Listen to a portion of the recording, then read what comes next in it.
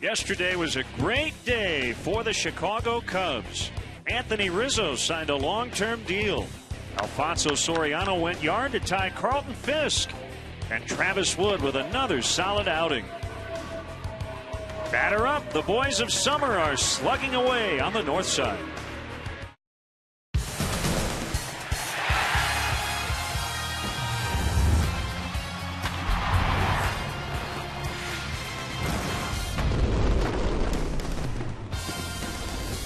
Always great to see young Cub fans here at beautiful Wrigley Field, and it is an awesome weather night for Chicago Cubs baseball on Comcast Sportsnet. The Cubs go for their fourth in a row as they host the Colorado Rockies.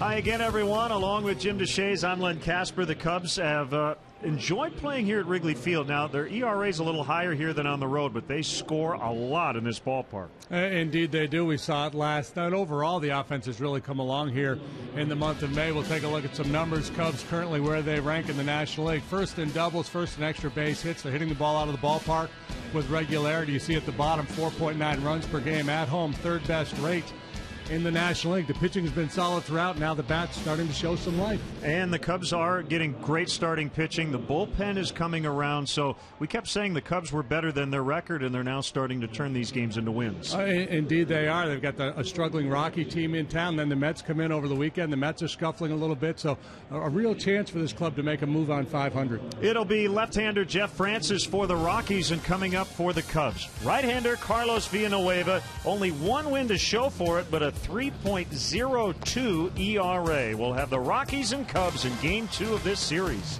next.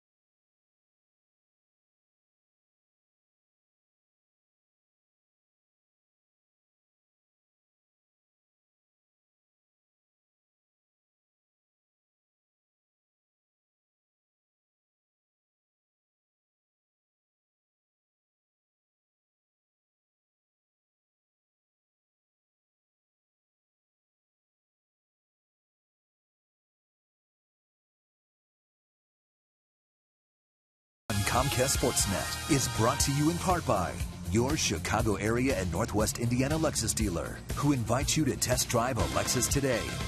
Blue Cross and Blue Shield of Illinois. Through it all. BMO Harris Bank, helping money make sense. BMO Harris Bank, NA member FDIC.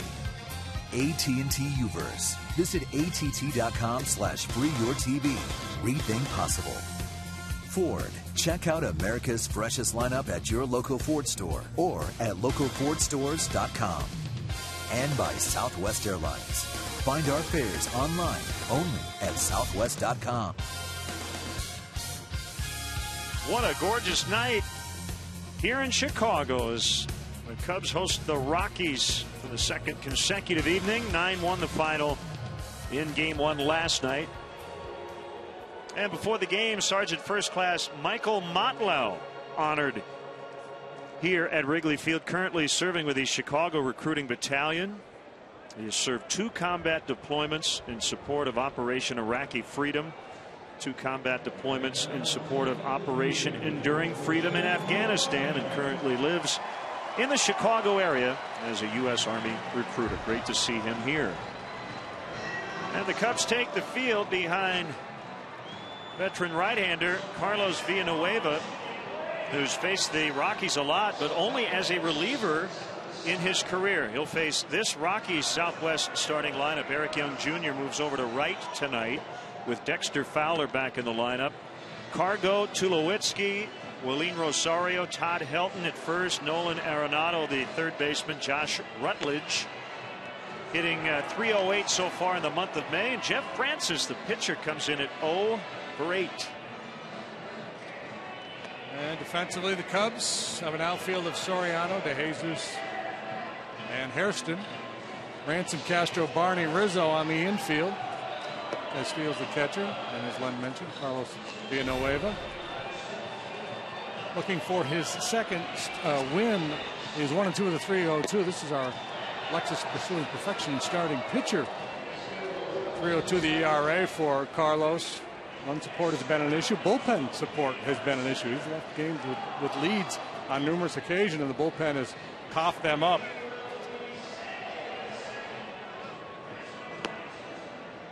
Get the umpires for you.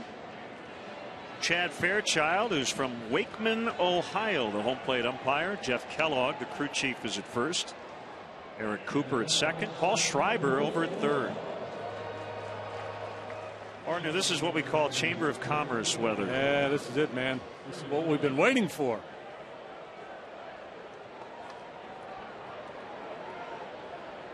You actually saw people in Lake Michigan. People were in the lake. On my way to the ballpark today, I saw a lot of people on the beach and a handful of brave souls in the water. Switch hitting Eric Young Jr. leading off, and Villanueva's first pitch is a fastball strike.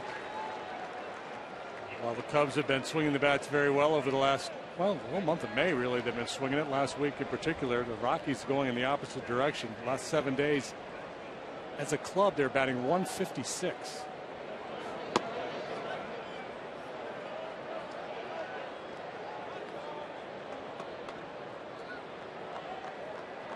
Tough if you're Walt Weiss and you're making out that lineup card and you're trying to find a hot bat or two to stick in the lineup, and there just aren't any. Caught the inside corner. A little cooler over here by the lake. If you're out west, a little warmer, I imagine. Southeast wind at 11. That's a crosswind right to left. 70 degrees. Very comfortable. Yeah, just sit right there for about a month. Will be great.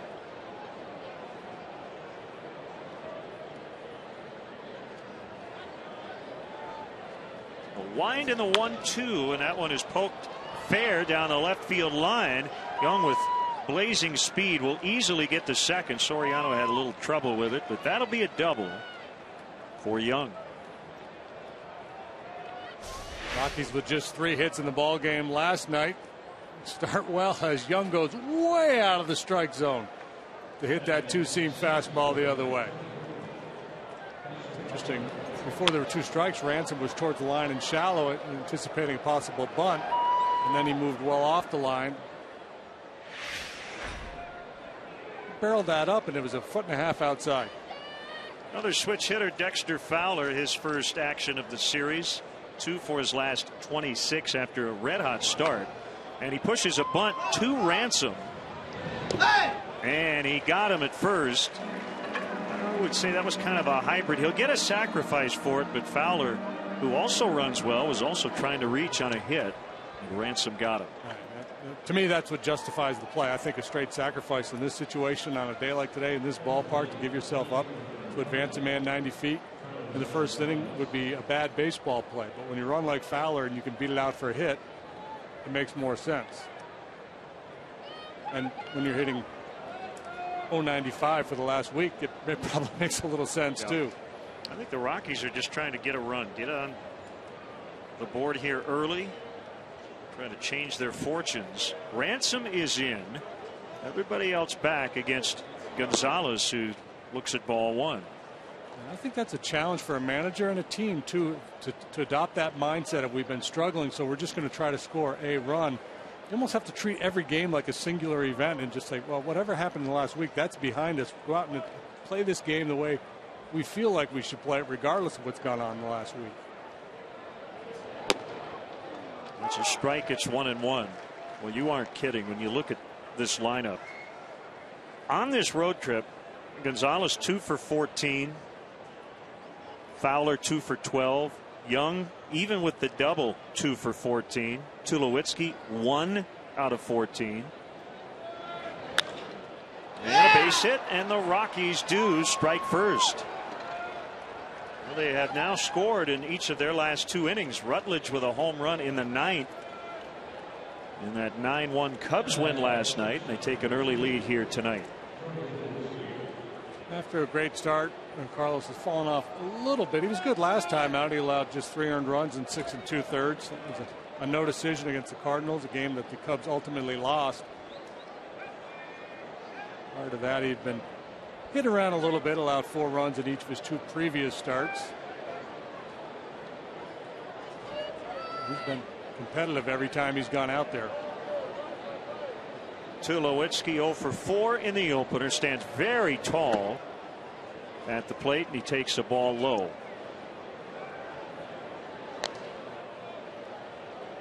So he has joined John Valentin. They're a 2-man group. Each has hit for the cycle, and each has turned an unassisted triple play. The only 2 players to do both.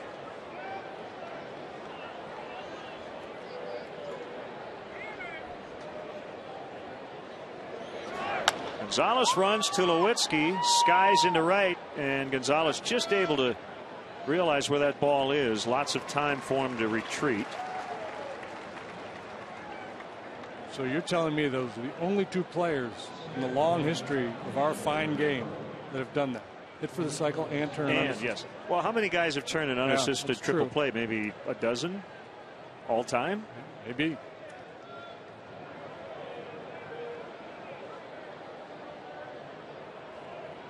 The catcher, Willeen Rosario. That's such a unique club. They don't even have a name for it. Like the 40-40 club or the 30-30 club. The Cycle UTP club. I don't know. Check on Gonzalez.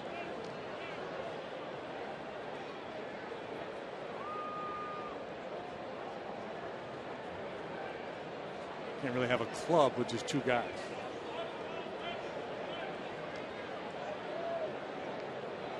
Yeah, we have to figure out what's the minimum requirement for a group to call itself a club. I think you have to have 3 because there's got to be a tie-breaking vote. I'm with you. Where they're going to have their meetings and things of that nature. Top of the 1st. We've digressed already. Bring it in, boys. Circle the wagons. Gonzalez runs and a ground ball to Castro, so he'll have to throw to first. And he gets Rosario to end the inning. Gonzalez with an RBI single plating Young. It's the Rockies 1 and the Cubs coming up.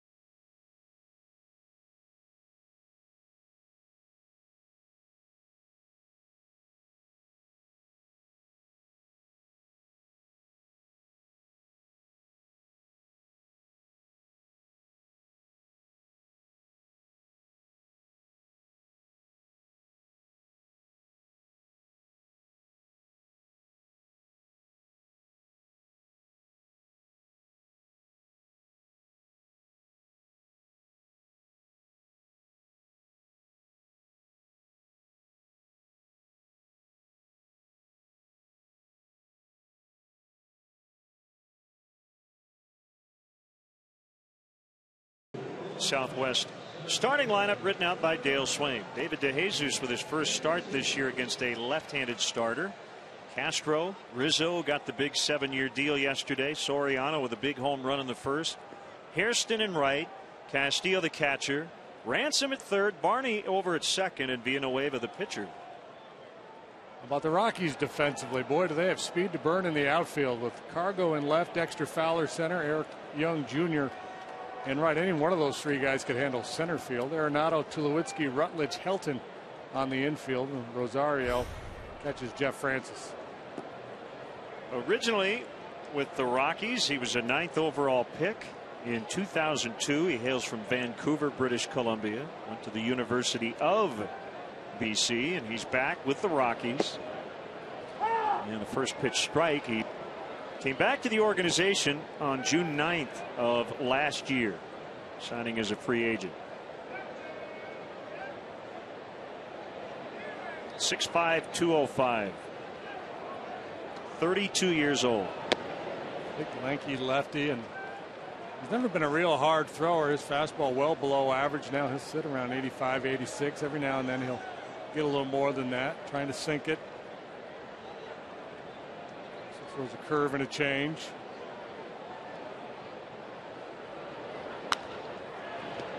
On a hop to Todd Helton, and it'll go 3-1.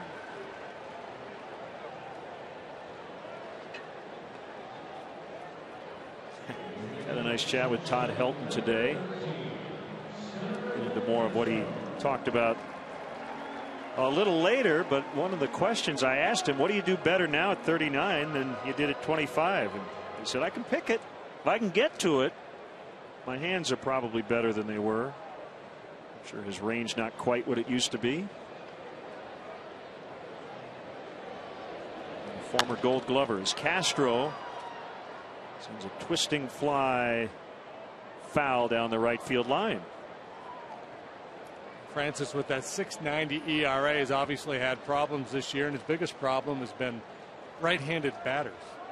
Hitting .354 against them. All 5 of the home runs that he's allowed have come to right-handed hitters.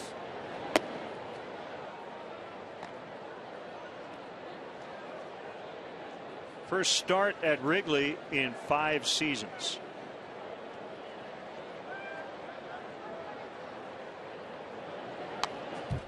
Fouled back by Starlin. 1-2.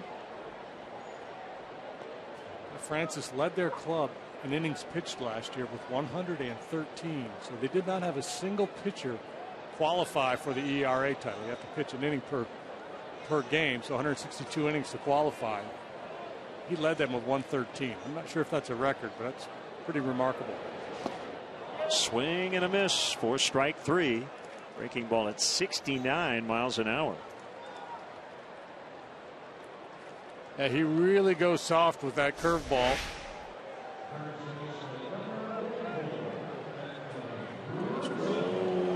Just couldn't stay back. Walt Weiss in his first year as a Rockies manager. Former Rockies player. And as Anthony Rizzo gets a foul pop out of play. Anthony with a nice hand from the fans, and a day after he got a new contract. Now, Walt Weiss was the American League Rookie of the Year in '88, an All-Star in '98. He played in 3 World Series. Now, he was born in Tuxedo, New York. Do you know where Tuxedo is? I do not. Is it a suburb of three-piece suit? It sounds like it has a certain Long Island sound to it, to me.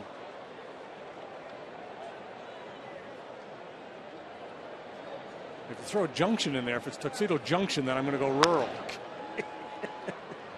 We'll figure it out. We'll find out where Tuxedo is located as Rizzo grounds out in a 1-2-3 for Francis, leading the Cubs 1-0.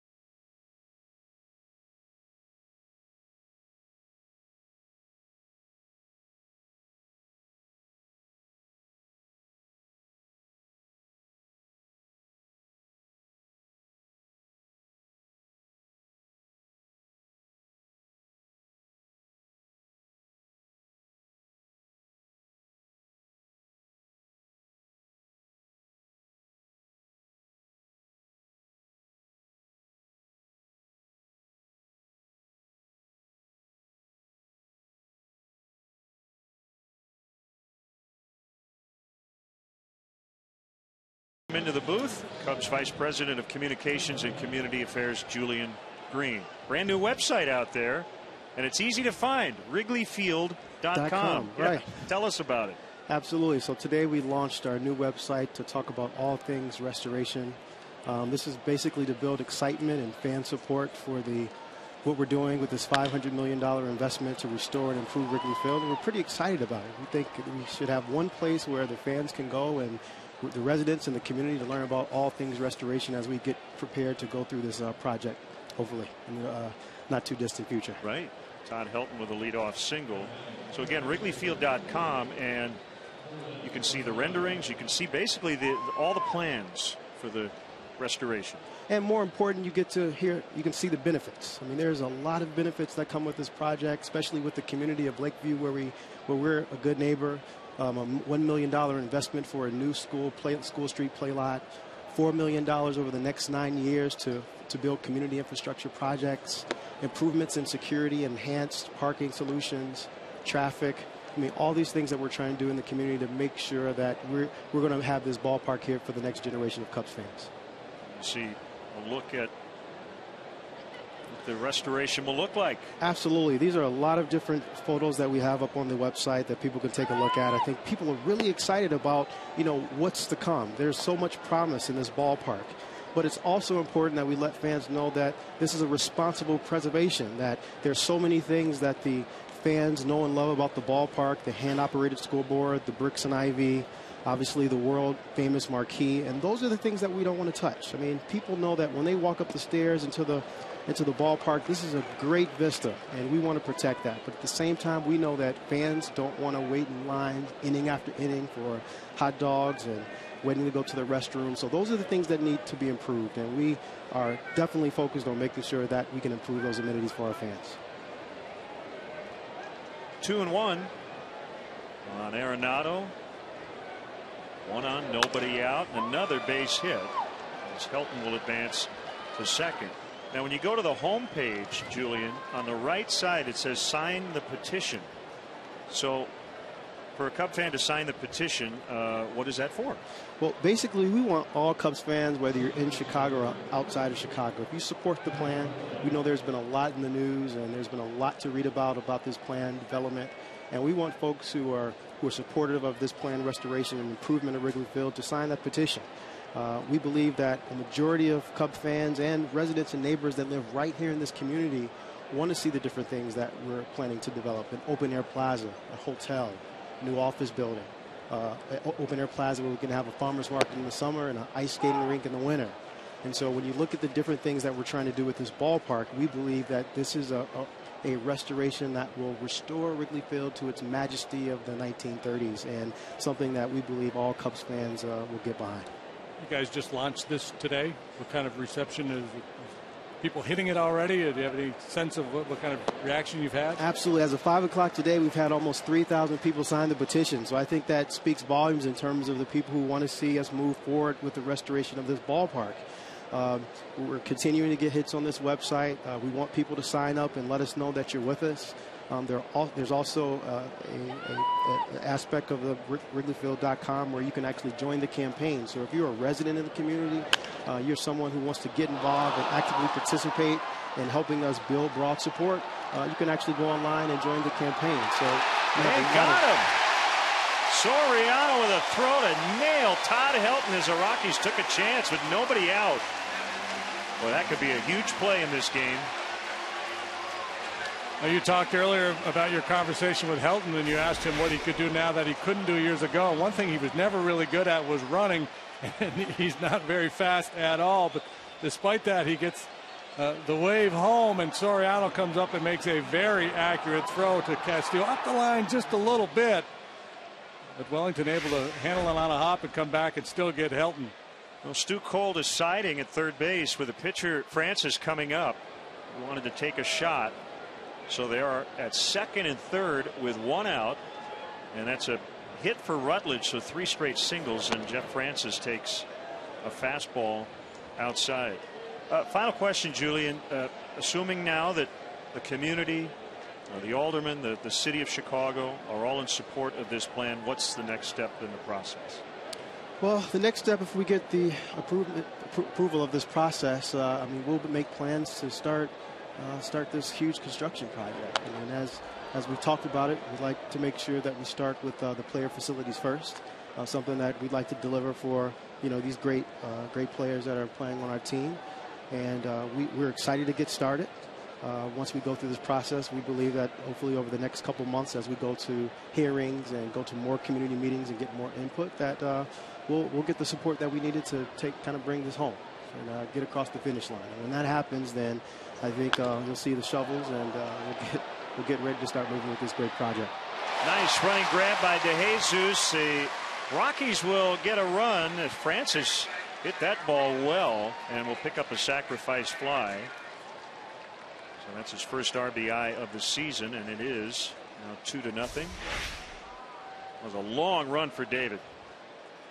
With Francis up there, he's playing him as an off-field hitter, so he's shaded towards left and shallow, and Francis able to hit that ball towards right center and hit it with a little authority.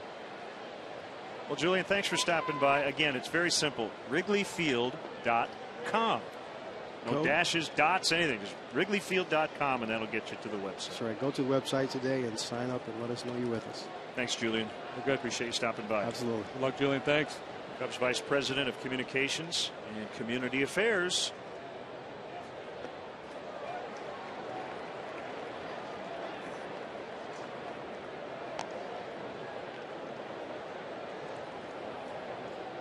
Villanueva trying to limit the damage here. The Rockies already have 5 hits in the first 2 innings.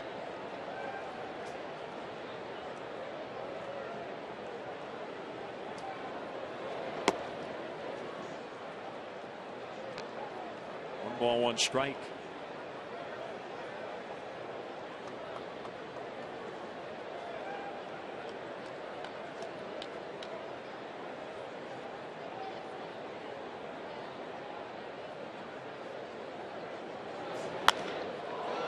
High and deep center field. DeJesus going back on it, and it is going to go on top of the batter's eye. Eric Young Jr. with a 2-run homer. And the Rockies offense looks like the one they displayed in the first 2 weeks of the season. They won 13 of their first 17. Well, Eric Young Jr. had that kind of pop. This ball right out over the heart of the plate. Then he puts a big time swing on it. To our Ford home run replay. It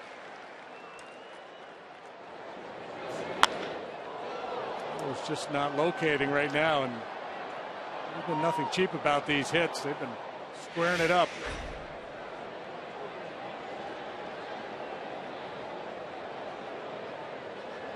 Three runs in, base is empty now, 2 outs. Career homer number 6 for Young.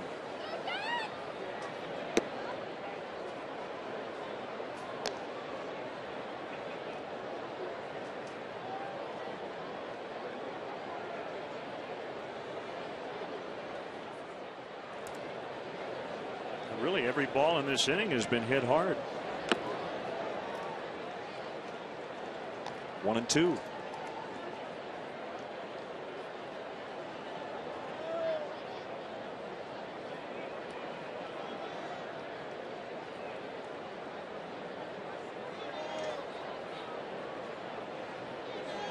Wind and the pitch fouled back.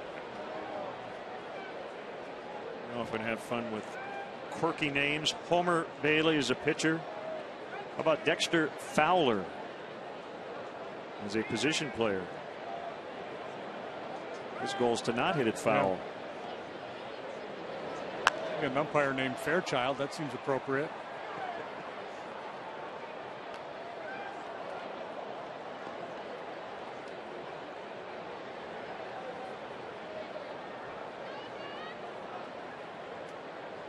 Rockies slugging early. The Cubs did it last night, and the home team's going to need to do it again.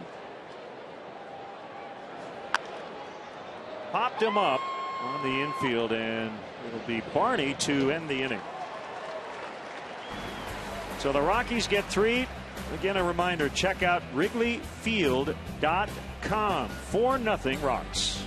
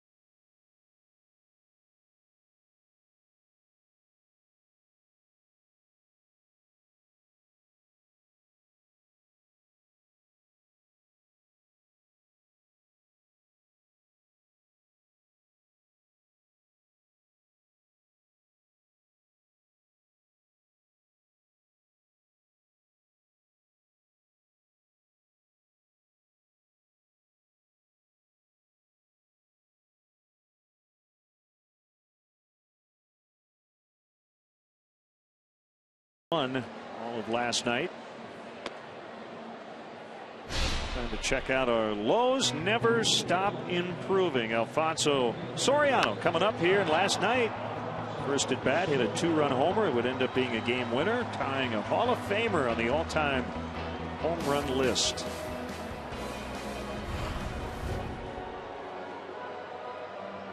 One of those Cub hitters really swinging it well here in the month of May.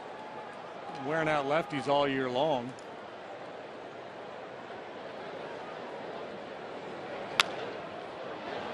He bounces to the third baseman Arenado, and the throw beats him.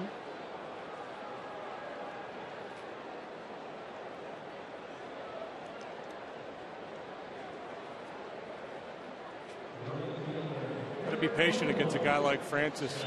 Crafty veteran type guy who likes to move the ball around the strike zone. He's not the type of pitcher that's going to intimidate a hitter. He's the kind of guy you feel like you should be able to get to, and there's a tendency when you're facing that kind of a pitcher to be a little overly aggressive. Instead of waiting for a pitch you can really drive, you'll swing at his pitch.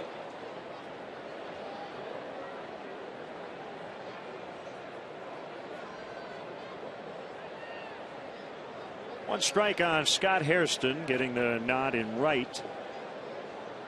As per usual against lefties, swings and misses on a curve in the dirt. So Tuxedo, New York, not too far from New York City. Yeah, it's Orange County, just north of the city. That's where Walt Weiss was born. He went to nearby Suffern High School and later University of North Carolina. Called strike 3. Carved up Hairston there.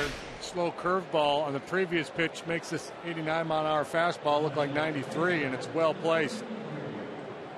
On the edge at the knees. Hairston came into this game with very good numbers off of Jeff Francis, hitting 368 against him in 19 at-bats.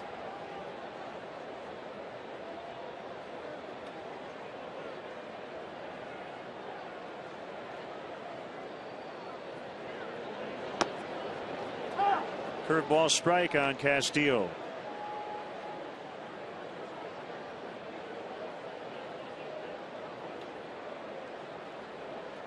Francis working with an early lead. Change up that time is bounced foul.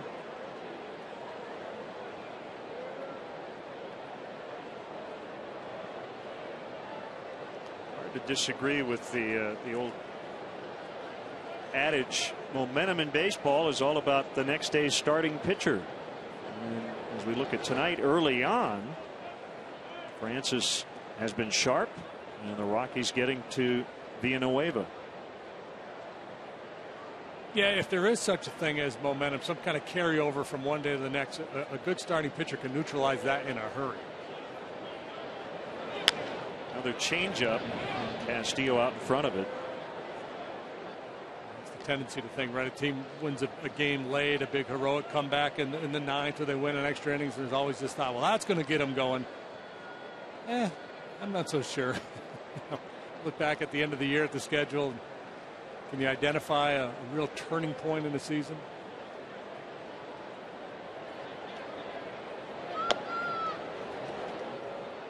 Just off the plate inside. The team wants, and we had a bench clearing fight, and after that we went on a bit of a roll. So everybody's saying that was it, that's what we needed. I said, well, that's what we needed. Why don't we do it more often? Let's go fight every other night if we have to. Cause and effect is easy to determine after the fact. Helton will have room right next to the tarp. So we'll head off to the third. All Rockies early. It's Colorado 4 and the Cubs nothing.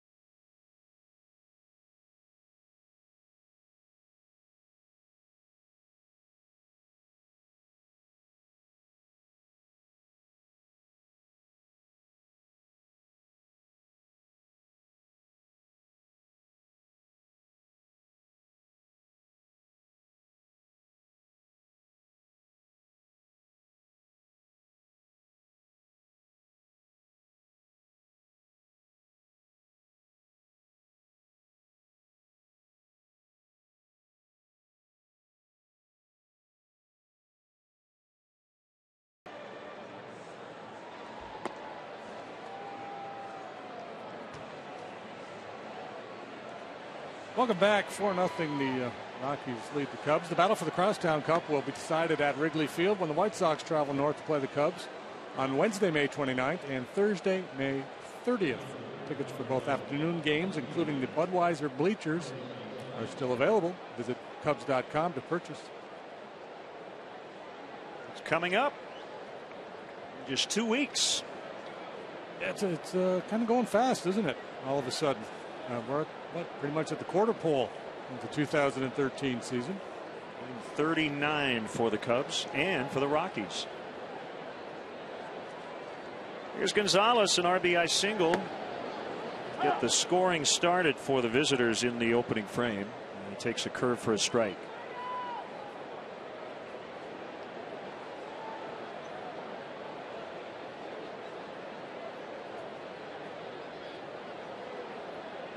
How about this? Each of Gonzalez's first 7 major league hits were doubles.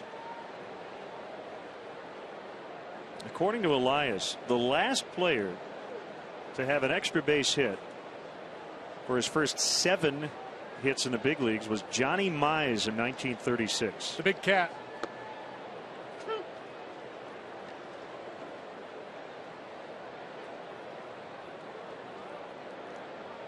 That's pretty impressive.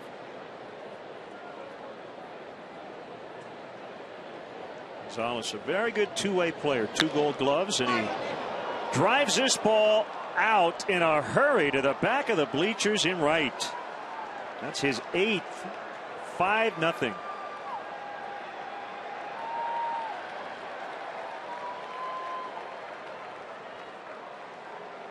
I mentioned earlier that Carlos has been not quite as sharp in recent starts as he was when he started the year, but he has not been hit around like this. And there's a home run. It got out of here in a hurry.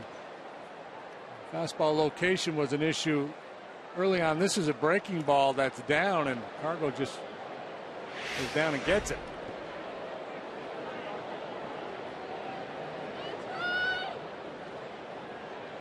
Second homer for the Rockies. And Tulowitzki looks at ball 1. It's interesting, before the game, and Dale today was talking about and asked about, and he will be every day before Matt Garza gets back, who goes into the bullpen. And one of the writers asked Dale, well, does tonight start by Villanueva then become important? And he said, this is not an audition. He said, everybody's pitching well. And we've talked about it. By the time Garza does come back, things may change. And I think that the conventional wisdom is that it'll be either Villanueva or Feldman, just because they've done it before. As Soriano comes over. Dale also left open the possibility, depending on matchups and the like, that he would consider possibly a 6-man rotation, at least temporarily. So lots of options on the table. Yeah, I think if you got guys, and Villanueva and Feldman both want to start. They want to take the ball every 5th day, or if necessary every 6th day. As a manager, if a guy's performing well, you try to honor that. There comes a point where you can't sustain that. You can't stay with the 6-man rotation, I wouldn't think. But 1 or 2 times around the rotation, maybe.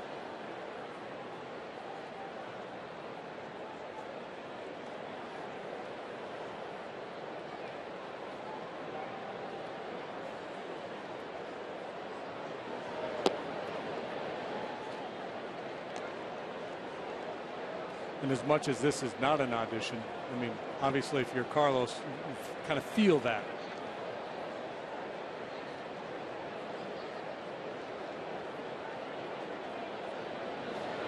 The other part of it is Rosario bounces to backhanding Castro.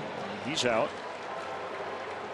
Why do we just assume it's the guy who's pitching the worst goes to the bullpen? Why can't it be, who do we think would be best? Well, yeah, in that role? Yeah, and I think you mentioned when you talked about Carlos and Scott Feldman having done that and done it well in the past. That's why they're the most likely to move into the pen. If you were just to do it on merit based on how the guys have performed this year, you'd probably say, well, Edwin Jackson probably would get bumped. Hairston coming on, and he leaves his feet and makes a diving catch to rob Todd Helton. And that ends the inning. Leadoff homer by Gonzalez. 5-0 Rockies.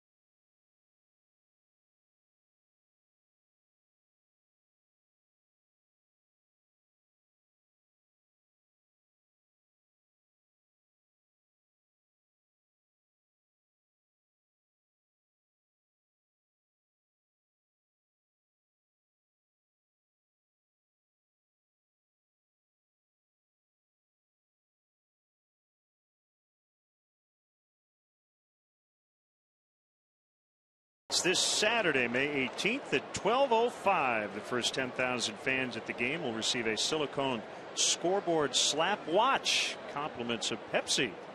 For more information or to purchase tickets, visit Cubs.com.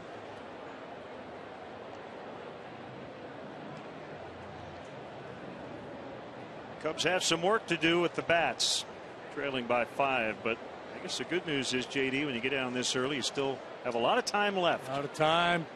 Nice night. Pitcher with an ERA approaching 7 on the hill, although he's gone 6 up, 6 down.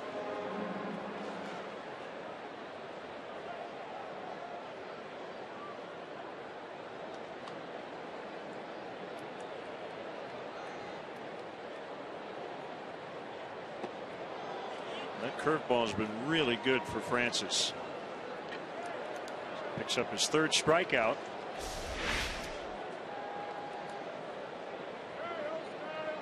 Cub hitter's having a very difficult time adjusting to that slow curveball, so he's been able to get some swings and misses with it. And the other thing he's been able to do is slow down the bat so the hitters aren't able to react to his fastball.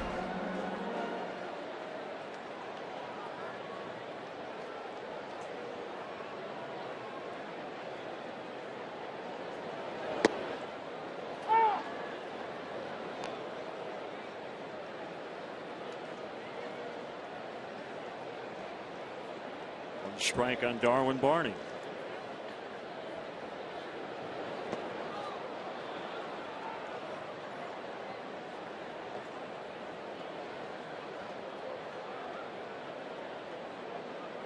Now he's got options. Yep. Barney due for a hot streak, coming in at just 159. Takes the curve low. Francis had a weird start to the year. Had a couple of starts that were affected by snow, so he had to pitch game 2 of a doubleheader against the Mets. Then his next start was a week later, game 1 against the Braves. His last start was delayed for 2 hours after the 4th inning, so he was done after 4. Trying to get into a routine. And that one's lined in the left. Barney went down to get it.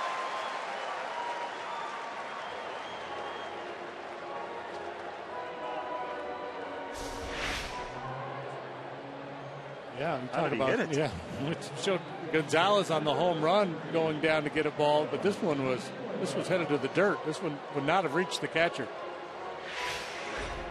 Defended that wicket nicely.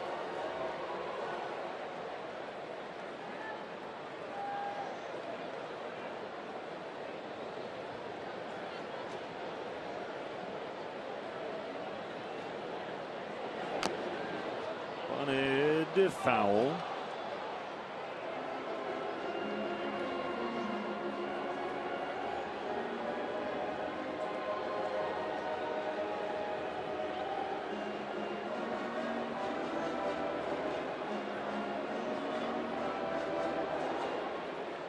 Cubs pitchers as a group have handled the bats well. One out in the inning. Down 5, it would be understandable if they let Villanueva swing.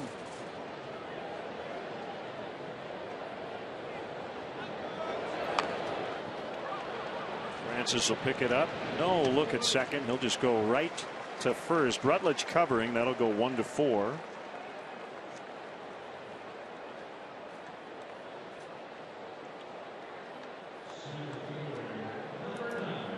Send us your comments on tonight's game through Twitter using hashtag Cubs Talk. We'll read one back later on tonight. Our AT&T tweet.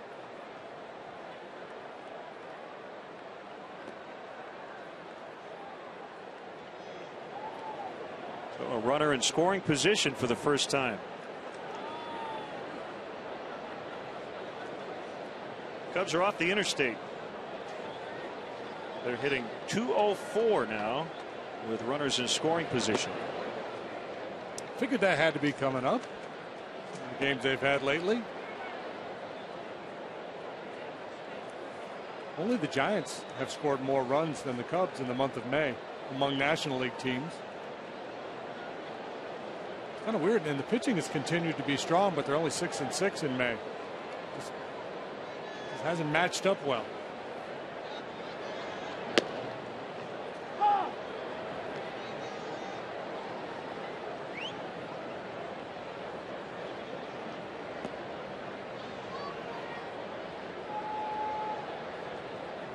Been outscored by 5 runs by the opposition.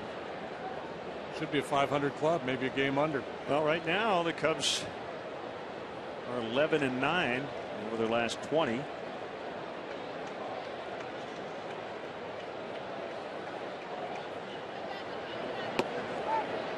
Rosario was ready to fire to second. Tulowitzki was in the area.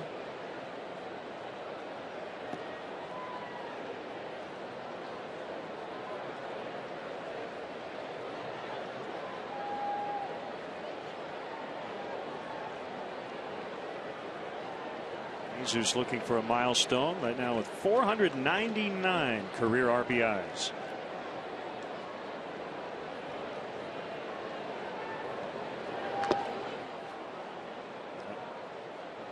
Got a big chunk of Rosario's foot.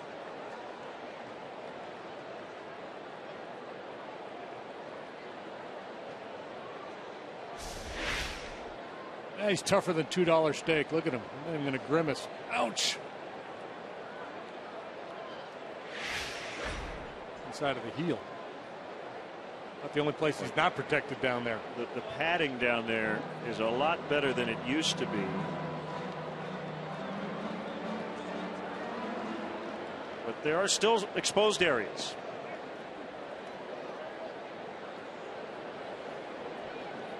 Yeah, you got to be able to move.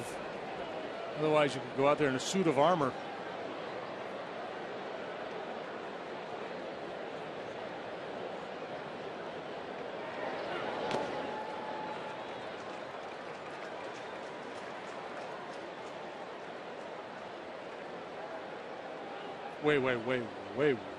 Way back in the history of the game, pitchers didn't have gloves, masks, pads of any sort. They played the ball on a bounce,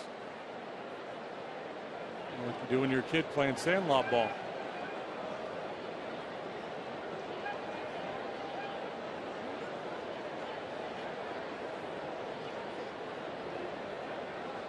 Jesus asks for time before 3-2 pitch.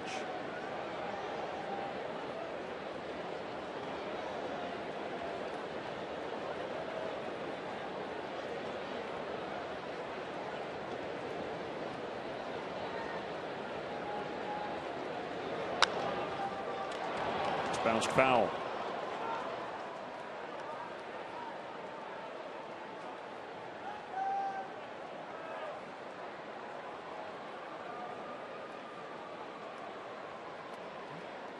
Cubs' mission pretty simple. You've got to preserve outs, start to shut down the Rocky lineup, and just try to chip away here. To that end, I think if you're David Bell, the third base coach, you've got to be careful not to be overly aggressive. Normally with 2 outs, you want to be aggressive sending base runners. But you're down 5 here. There goes the bat on strike 3, and it looks like everybody's all right, thankfully. 4th strikeout for Francis.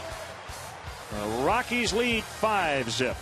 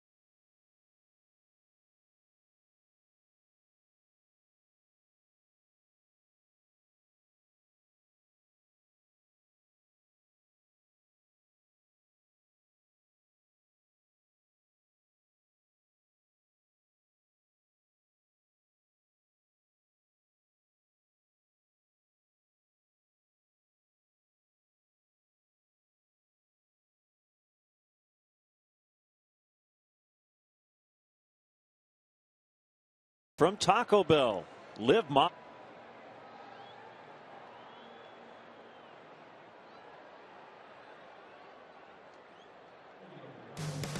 This 4th inning is brought to you by the new Cool Ranch Doritos Locos Tacos from Taco Bell. Live Moss. 5-0 the Rockies with a lead. They have scored in each of the first 3 innings. Rookie third baseman Nolan Arenado with a single and a run and a swing and a miss.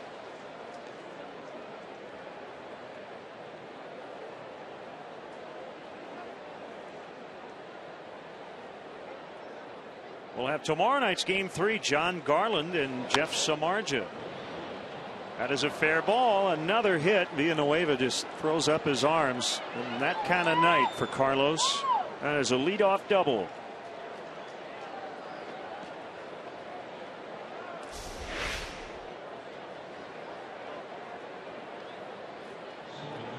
Inner half, butt up, and Arenado does a nice job pulling the hands in and carving that ball the other way.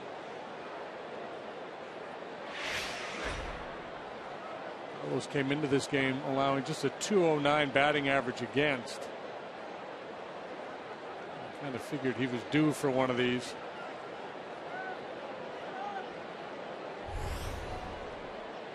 Always great to see the Menards grounds crew smoothing out the infield between innings.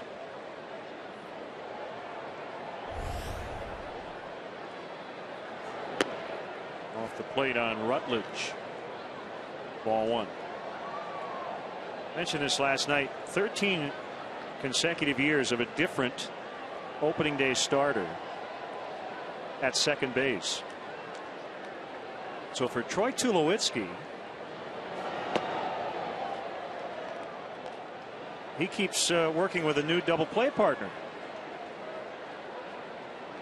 So this would be now 7 in the last 7 years for Tulowitzki.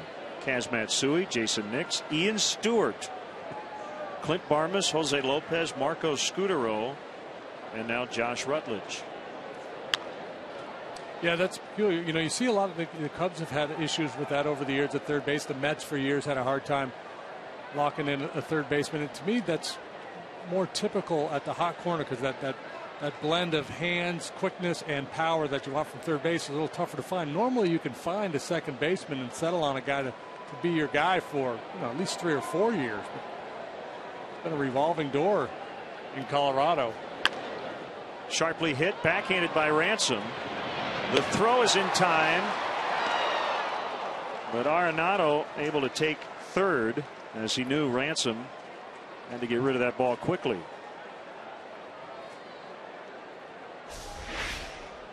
Yeah, Cody has to retreat to handle this ball on the backhand side, so he doesn't have time to really check Arenado. He's got to just fire that ball across the diamond, and Arenado with good heads-up base running takes advantage of that.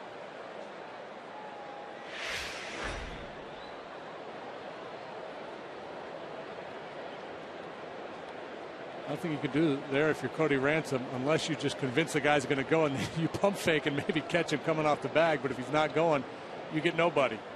Infield in. Francis cranked a sac fly to deep center in his first plate appearance. 16th career RBI. He's only a 115 hitter over 9 years. Only? So, sounds pretty robust to me.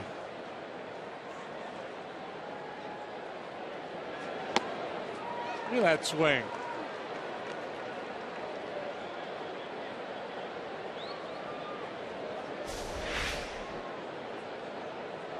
It's a little long and a little slow.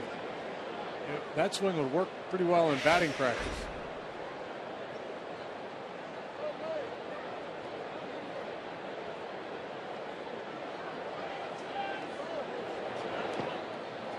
In the dirt, 1-2.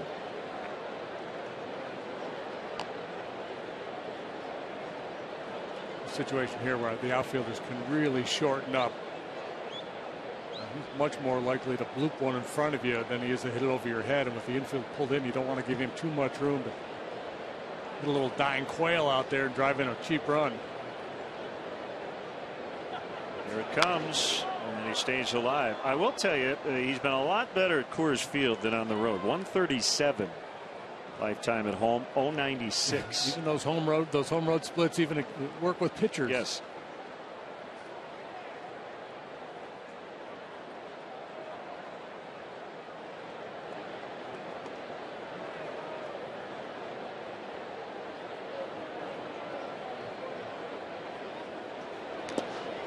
Did he get a piece of it? Apparently he did. Actually ended up working out for the Cubs because Arenado probably would have scored.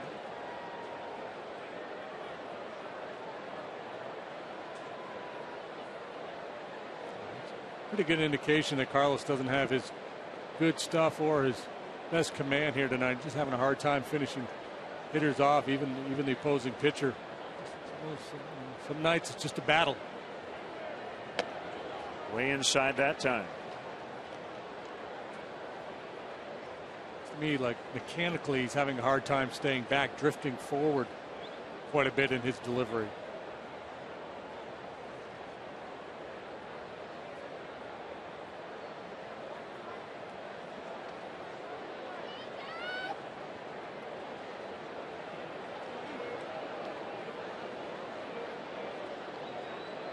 A 2-2. It's a suicide squeeze, and Francis bunts foul. He strikes out.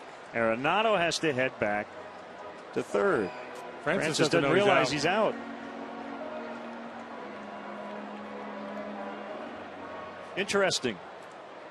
On a 2-2 pitch.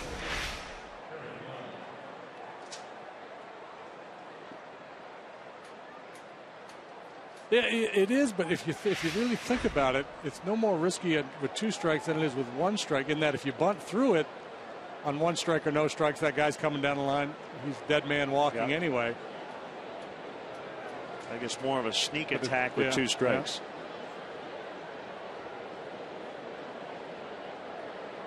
So it's Young who's already doubled and homered.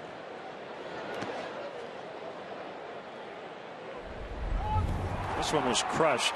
in the second. 2-run homer. His first home run of the year. Guy not known for his power, more of a speed guy, but he gets extended through that one. Asked him today what his dad, Eric Sr., taught him the most. He said, maintain your confidence. Don't get down on yourself. It's a tough game.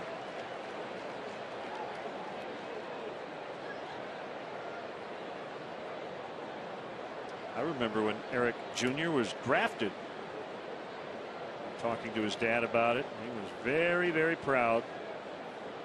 30th round pick in 03. EY Jr.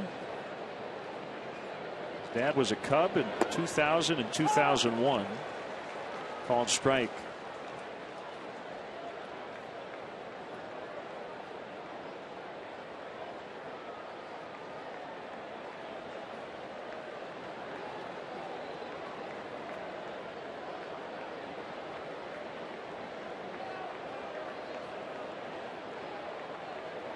Pitch popped up, shallow left. It's the shortstop Castro backpedaling, and that'll end the inning.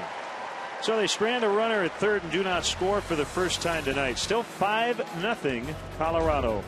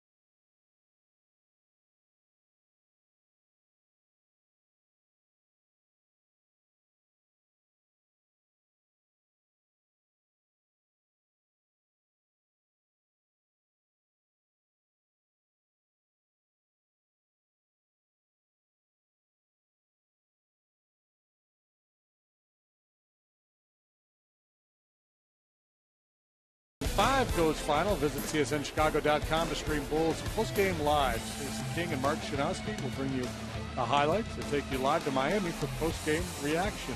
See it Bulls postgame live. Stream it live tomorrow night after Game 5 on CSNChicago.com.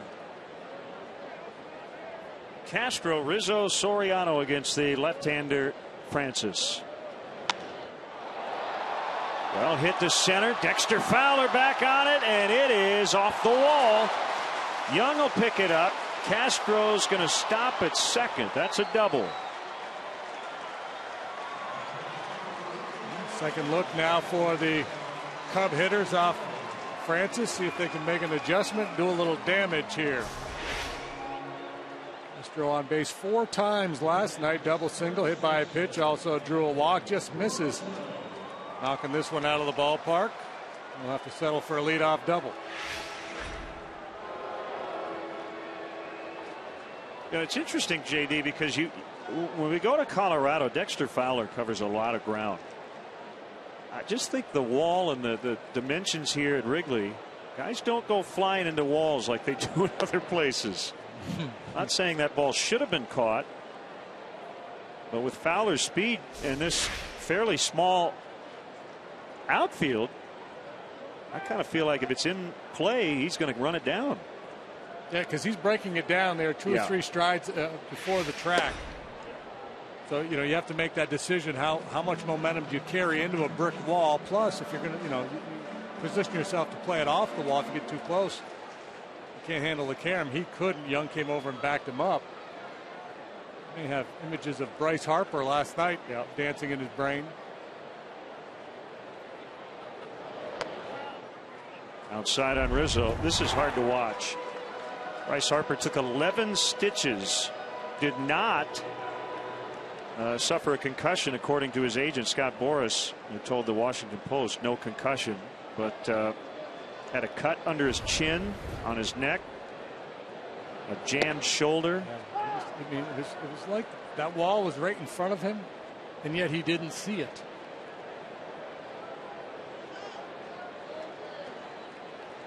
He plays the game hard, but he's got to be careful. He's too valuable a guy to be running into walls like that. Save that for the postseason. Rizzo pops it up. And it's Tulowitzki for the first out. It's kind of Aaron Rowan. You know, it's that fine line between aggressive and reckless. And I think even Aaron Rowan would admit that there were times in his career where he probably crossed that line and ended up. Well, you know, guys want to be known as that guy, the guy that'll run through a wall for you and fly into the stands. And I mean, we all appreciate players who play the game with that kind of gusto. But again, for a guy with Harper's value to his team on an everyday basis, he's got to be careful. Davey Johnson said today, I don't want him to change. I think if I were Davey, I'd want to temper that just a bit.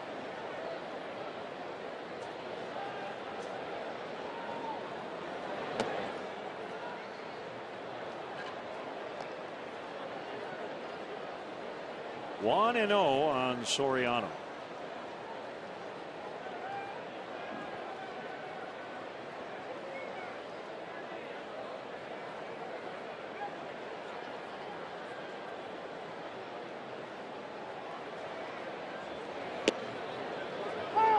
And I guess just to double back to the Fowler play, in most other ballparks, guys are looking to make leaping catches against the wall, but here, not so much, for obvious reasons. Well, too, it's made of brick, and you know if you can huff and puff all you want, but you're not going to blow it down, and you can't go up over it either. Correct. You know, so there's not that you know, getting up to the wall and then getting airborne is not an option. I mean, getting up over the wall on a home run.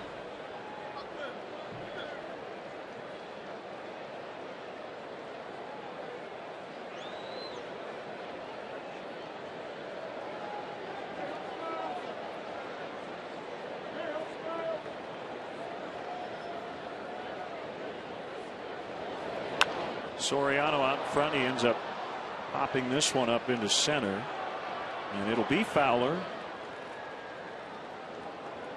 Plus, Fowler's faster at altitude. He covers more ground. And, he's 18% faster.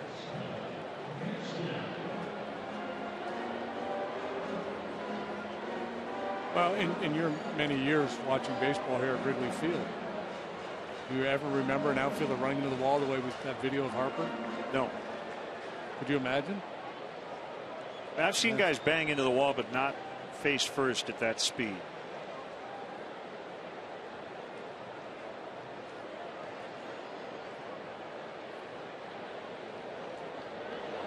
I think where it gets really tricky is in the wells, because pretty much every other field in baseball, it doesn't get deeper toward the foul line. It's a quirk about this ballpark that is truly unique. So for the corner outfielders, you get near that area and you see guys really break it down, as you mentioned. And then if you want to make a catch right down the line, you may run into the sidewall. That's awesome. Reminds me of some of the gyms I used to referee high school basketball in back in the day. Out of bounds line was the wall. This chance here for the Cubs. They get the leadoff double, but cannot get them home. So still 5-0 Rockies after 4.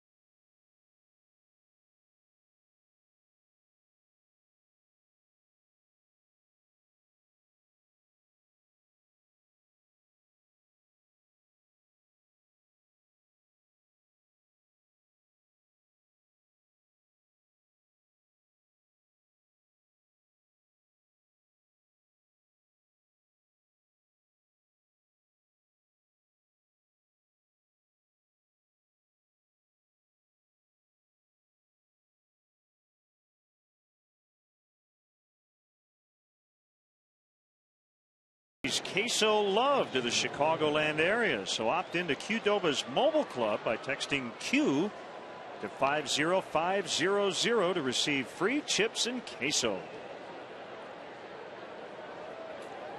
And now our AT&T tweet of the game. I don't even know how to say that handle, but you can read it. Even getting wisdom teeth removed and heavy painkillers can't stop me from watching the Cubbies. Yeah, I remember getting my wisdom teeth out. You have yours? I have mine. I got a big mouth. Well, not the most fun thing to get them out, but you will need painkillers. And frozen peas we put on my kids' jaws when they had their teeth pulled. Dexter Fowler into right. He's on his way to second. Now on his way to third. And the relay throw. Got him. Hairston, Barney, Ransom. Ever want to make that first or third out at third base? Fowler 2 years ago had 15 triples, 11 last year. That's kind of his thing. That's a bad baseball play to try to get 3 there, and a very good baseball play by the Cubs and executing 2 long throws. Great relay from Barney. Short hop pick, tag applied to Fowler. Rockies have a comfortable lead now, but they've made a couple of mistakes on the bases tonight, in my judgment, in the way they've played the game. This to me, he should have dropped anchor at second base. So he'll be credited with a double, but is out 9-4-5. You almost get the sense that because they've had a hard time scoring runs and they've been scuffling, that there was this, hey, we're going to be aggressive, go, go, go, go, go mandate in their clubhouse. But they've run into a couple outs tonight. I thought sending Helton in the second was a bad idea, and certainly that decision there by Fowler. Even if he's safe, I think it would have been a bad play.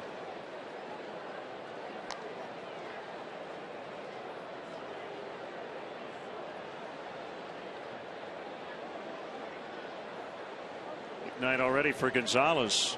I don't think he doesn't have the green light here on 3-0. And he takes it all the way. Just dropped a little Sparky Anderson on you. Don't think he doesn't have the green light. I speak that language. That wasn't enough negatives, so usually Sparky would drop in 3. And he's got his 3rd hit. Let's see what he decides to do. Well, he was thinking 2 out of the box. Yeah, he wasn't going to make the same mistake, but it's ironic because with 1 out, it's a more justifiable play to try to get 3rd, but Cargo decided fairly early on here that 2 is going to be enough. Right as he gets to first base, he breaks it down. Heads into second. Wow, what a night for him. He's already hit for the cycle once against the Cubs. That was in Colorado. And he's got a single homer double tonight.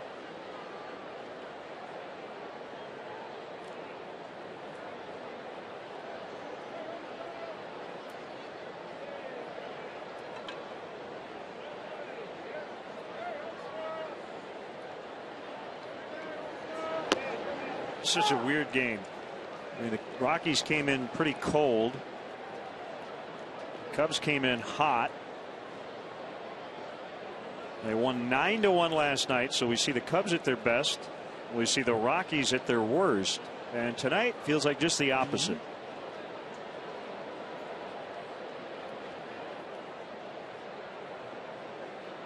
I mean, how often do we go into a city or play a team for the first time all year? We compare notes with the other team's broadcasters, and we say, this guy's hot, this guy's cold. And you say all these things about everybody, and then just the opposite happens.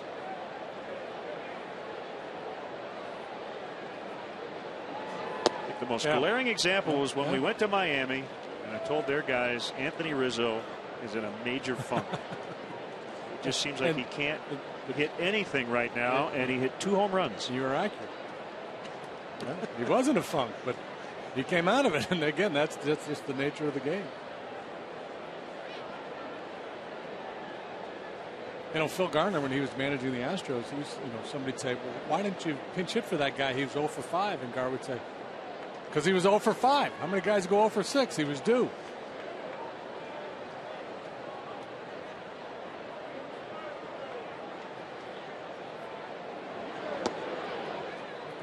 Yeah, you would never pinch hit for a guy who goes 5 for 5 and it comes up for a 6th at bat. But how many guys go 6 for 6? That's the corollary, and you could make the same argument. No way he's going to get another hit. Pushing my luck, sending him back up there. Thinks he's Rennie Stennett or something. Good luck with that move. You might get your walking papers the next day, even if the move does work. Ground ball, fair. This will be the 3rd double of the inning. Gonzalez scores. Tulowitzki getting into the act. His first hit tonight. 6-0.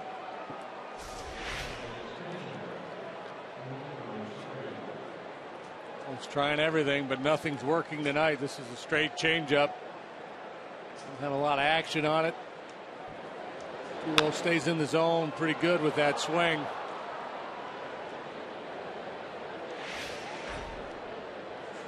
And now somebody going to start to loosen in the Cubs bullpen. 5 doubles, 2 homers, 11 hits for the Rockies. Like Hector Rondon will get loose.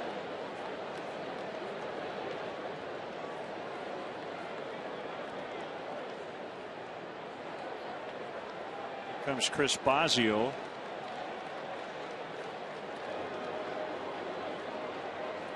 Well, this is a kind of night, honestly, with how badly it's gone for Villanueva. Just to get through 5 would be an accomplishment.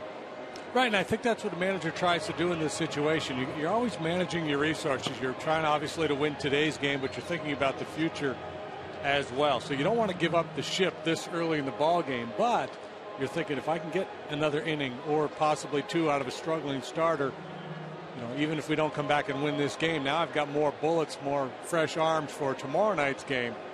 But there comes a point when you say, all right, this just isn't going to work. We're getting hit around too hard here.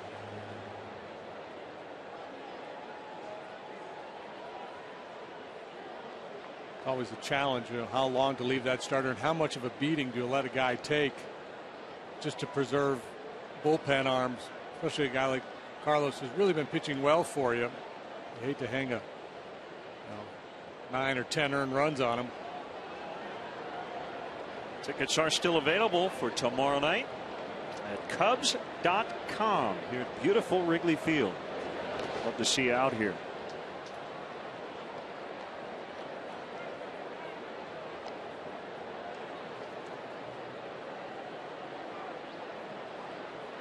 Two-0 on Rosario. He's grounded out twice.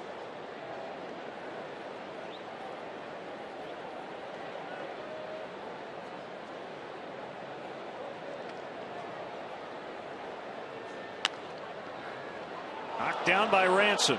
He will pick it up and throw to first in time to get Rosario. That one hurt. Might have caught Cody on the left arm. This ball hit sharply as well. It ran up his arm and might have caught him on the ribs. Had the right guy running. So Carlos has allowed 5 doubles tonight. He had allowed 5 doubles all year coming into this start.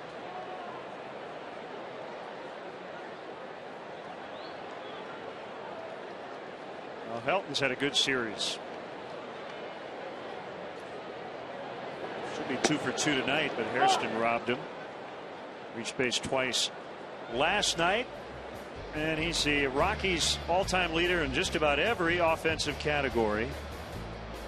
And on the major league list, he's in the top 20 all-time with 573 doubles. Broke his bat that time, but still able to single into right center. Tulowitzki will trot home. 7-0. Helton ranks 17th all-time in OPS. So I asked Todd today, what do you do better at 39 than you did at 25? And he kind of struggled to find something, and he said, you know what, I enjoy like hits like we just saw. He said, I enjoy success more than I did then. That makes sense. Yeah. He's accomplished so much in this game. I said, so is that something you would tell a 25-year-old teammate? He said, no. He said, you know, early on, you're not really supposed to enjoy it as much. He said, I enjoy watching the younger guys on this team go through that process that I went through. I just think he certainly understands at his age how fleeting this is, and just loves being at the ballpark. Yeah, I think there comes a point in a player's career, you're exactly right, where he's gone through the battles, he's put up huge numbers, still very competitive, but it comes from a little bit different perspective now, able to enjoy it a little bit more, knowing that his best days are behind him. On a hop, Barney will get the out at first, so Arenado makes an out for the first time. 4 more hits, 2 more runs, and the Rockies lead this one 7-0.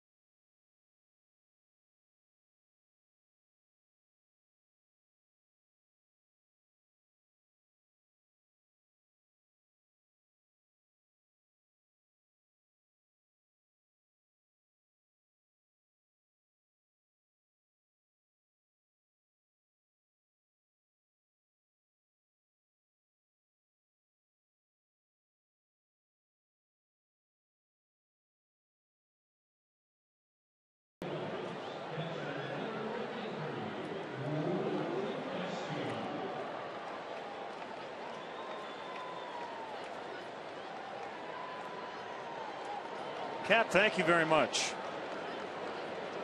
Jeff Francis cruising along with a 7-0 lead, looking for his second win of the campaign, and a called strike on Wellington Castillo. People look at the lopsided nature of this game and think, well, gee, how could the Cubs not get to Francis with that ERA around 7? This guy's had a decent big league career. He knows what he's doing out there, and he's really pitched well. Well placed fastball, slow curveball combination has had the Cub hitters off stride all night long. A bouncer to Rutledge. The Chicago Cubs baseball summer camps offer children ages 5 to 13 of all abilities the ultimate major league experience for 7 one-week sessions in various Chicago area locations. Join fellow teammates for a week of top-notch baseball instruction, exclusive access, and unforgettable moments. Visit Cubs.com/camps to sign up your future Cub. Do it today. Ransom struck out in the third. Well, I mentioned Francis is from Vancouver. He was nicknamed Boomer by his grandfather, who upon hearing that his name was Jeff, started calling him Boom Boom after the late Montreal Canadiens legend Bernie Boom Boom Geoffrion. You probably remember him. I do. It was a little bit before my time as a Canadiens fan. More of the Guy Lafleur era. Yeah.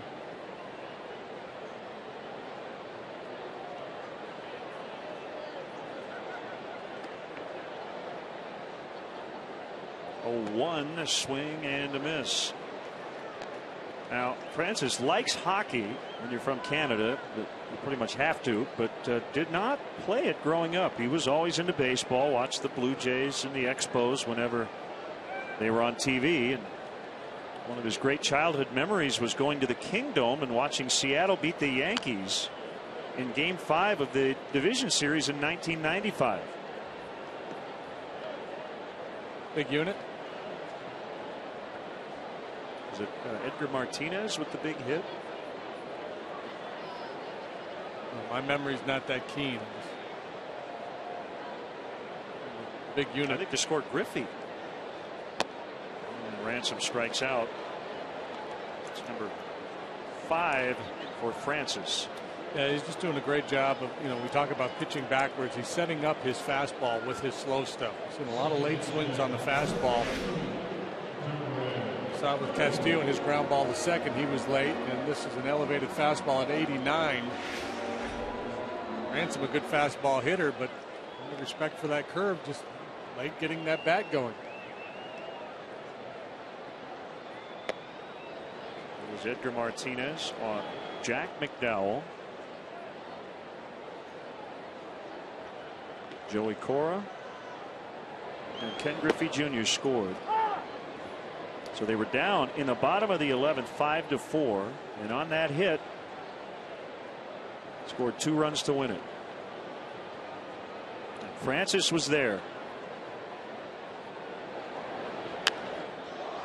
Deep left for Darwin Barney. Gone. He's 2 for 2. And they're on the board.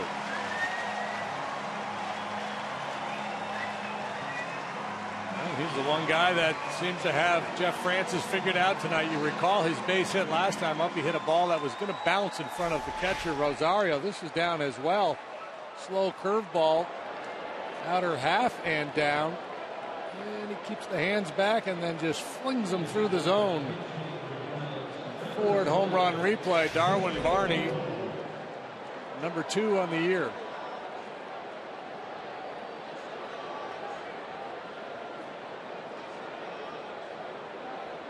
Julio Bourbon hits for Villanueva.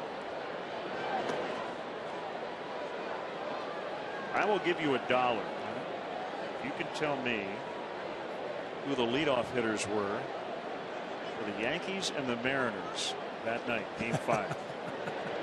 David Cone was a pitcher for the Yankees. Andy Bennis for the Mariners. Oh, wow. I cannot picture Andy Bennis in a Mariner uniform. Leadoff hitters, 1995. 1995 Yankees and Mariners. I ask it because I don't think you're going to get it. Yeah. So it's not Gerald Williams. They're two guys you know very well. Neither one of them is known for playing for either of those correct. clubs. They're kind of. Bourbon takes the walk. Wade Boggs. Tony Womack. Wade Boggs for the Yankees. And Vince Coleman for the Mariners. Oh, wow. Yeah. I don't remember Vince in a Mariner uniform either. You remember him with the Reds and the Tigers? I do not. I don't either. That's how he finished his career.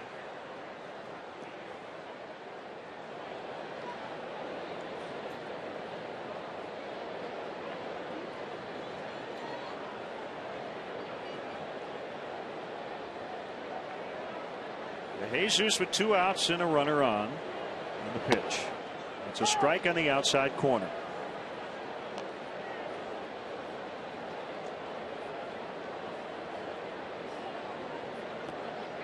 So was 95 your last year? Yes. So when you were done, did you watch the postseason? Did you just stay away from it? I don't remember watching a whole lot. Yeah, I would think that would be hard for a guy who just stopped playing to watch a lot of baseball. Kind of need to get away from it. Yeah, I think more than anything, just the mental break of not being plugged into the game for a while. Especially the game that, for most of us at the end of our careers, the game doesn't treat you all that well. So it's kind of like, no mas. I'll dip my toes in the river and contemplate something else for a while. Okay, so I will stay away from 95-96 era trivia. Okay. Called strike 3. Darwin Barney gets the Cubs on the board with a 2-out home run. They still trail by 6 as we head to the 6th.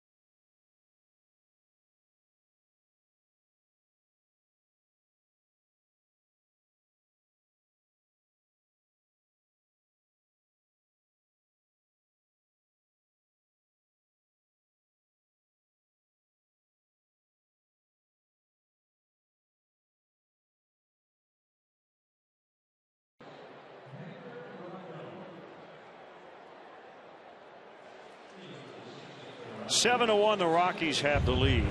Time for our Coors Light freeze cam. Todd Helton thrown out here in the 2nd inning by Alfonso Soriano. Trying to go sneak in the back door there, but Castillo stayed with the play, applied the tag, and got their man. Here's rookie Hector Rondon facing Josh Rutledge. Fastball strike. We worked a couple of times in the weekend series at Washington. Inning Friday, 2 on Saturday. No record, 3.95 the ERA.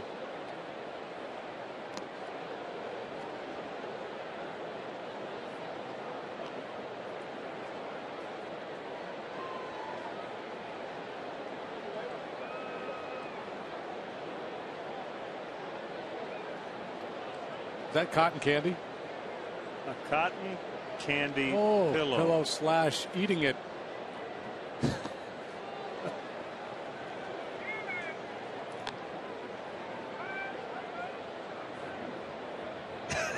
It's kind of falling apart. I'm going to go with Mom is not at the game tonight. This is a dad outing with the boys thing going on here. Not paying attention. No. Not her kid.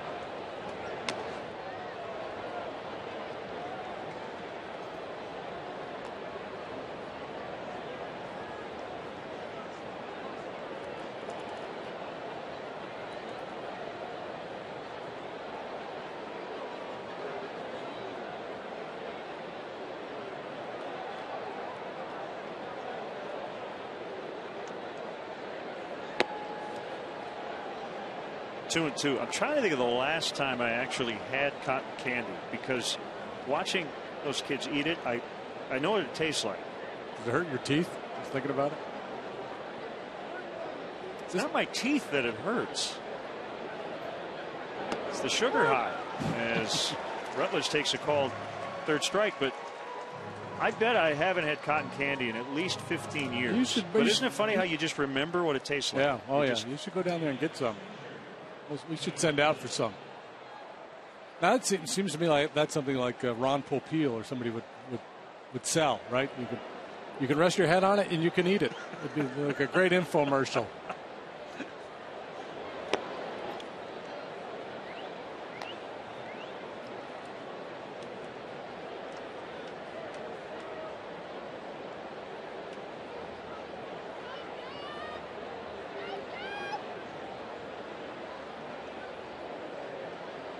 What was the Mike Myers character? Played the talk show, the woman. Give you a topic. Coffee talk. Yeah. Linda Richmond. I'll give you a topic. Cotton candy. It's neither cotton nor candy. Discuss. Yeah.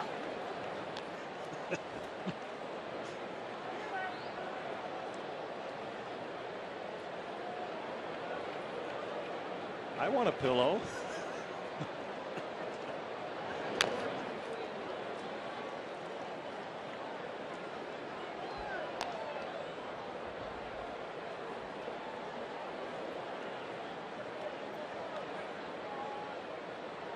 Two and two on Francis.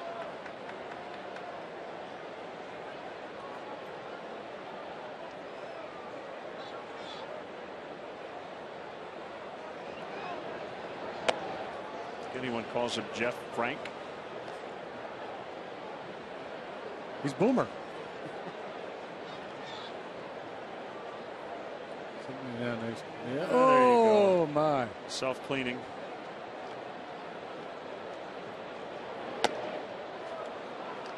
Ball 4. Tomorrow after game 1 of Blackhawks Red Wings, get right to CSN for Blackhawks post-game live. Pat Boyle, Steve Conroy will break down the action live from the United Center and bring you post-game reactions from the players and Coach Q. Watch Blackhawks post-game live presented by Hawk Ford right after every game throughout the playoffs right here on Comcast Sportsnet. That's a tough matchup for you. Grew up a wing guy. Yeah, now you're a hot guy. That should be a good one. It's the matchup a lot of people wanted to see. Outside, ball 1 on Eric Young. Well, I guess we sit here at 7-1 Rockies. If you caught the end of the Maple Leafs Bruins game last night, you realize that it's never over until it's over. Bruins were done making golf plans. They scored 2 goals in the last minute and a half. Down 3 with 11 to go, and they had 2 in the last couple of minutes. Unbelievable.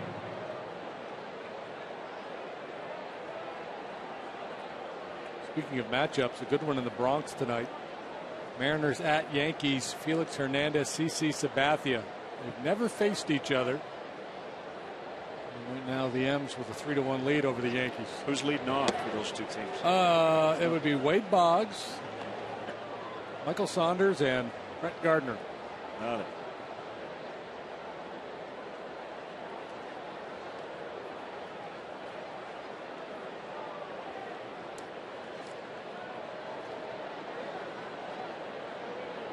Yankees, despite all their injuries, 10 games above 500. Still in first place in the AL East. And they got Curtis Granderson back today.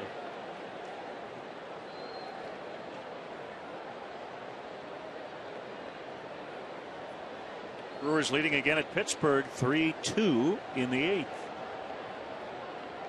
Milwaukee a 5-1 winner last night. The hole it's short. Castro will get it to Barney. No chance for 2 with the way Young runs and where that ball was hit.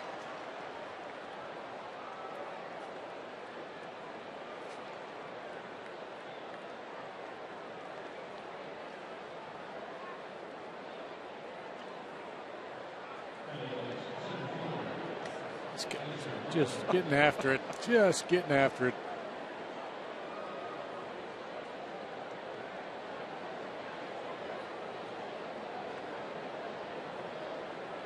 You know what he just said? He said, guys, I'm about ready for dessert now. Yeah, let's get something.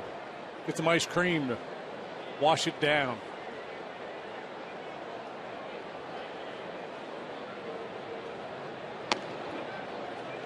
Wide for ball one on Fowler.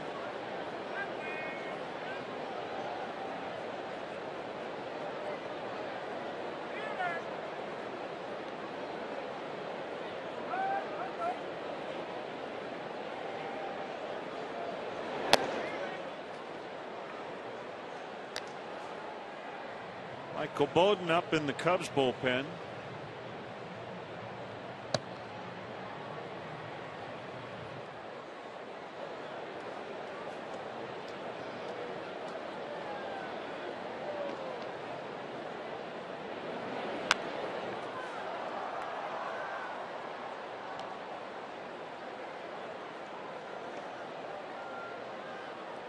Houston had an early 2-0 lead in Detroit, but the Tigers got 3 in the 5th, 2 in the 6th, another in the 7th. Miguel Cabrera with his 8th homer, and they lead the Astros 6-2 in the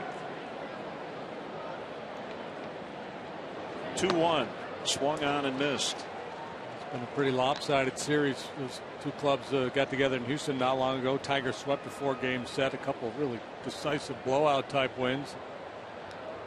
The Astros last night, on their way tonight. 7-2 last night. Toronto's starting to play a little bit. Put 10 on the board tonight. Lead the Giants 10-3. Fair bit of interleague action going on right now. Phillies lead the Indians 5-2.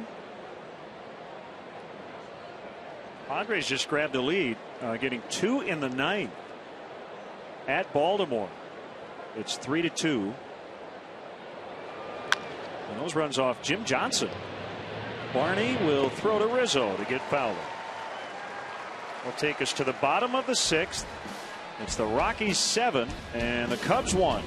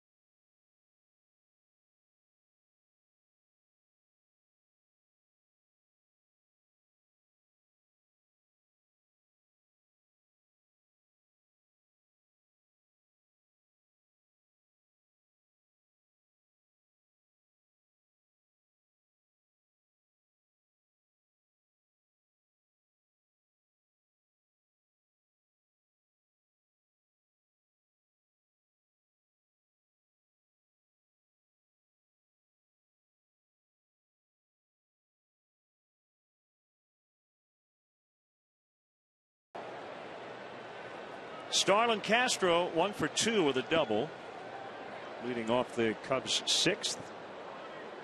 Francis has gone 6 innings once. That was his first start of the year, his only win against the Padres on April 5th.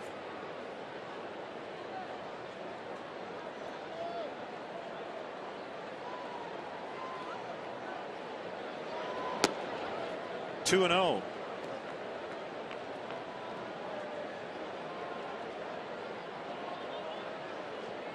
Well, it's go time. Down 6 in the 6th. Third time through the batting order. 2, 3, 4 due up. Seems like this would be a good time for the Cubs to put a crooked number on the board if they were serious about getting back into this ball game. Crafty lefty's got other plans.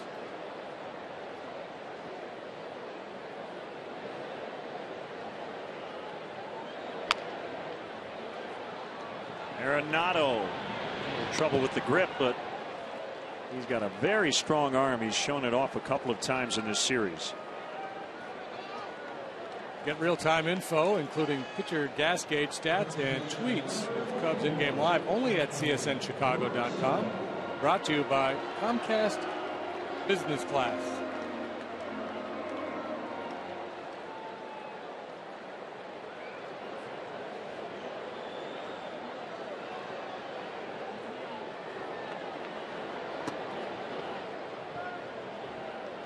Ball one on Rizzo.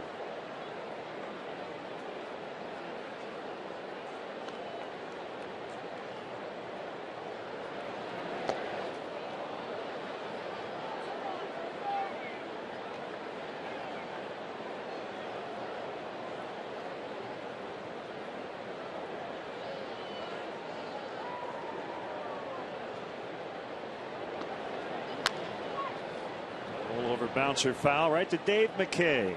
Cubs find first base coach.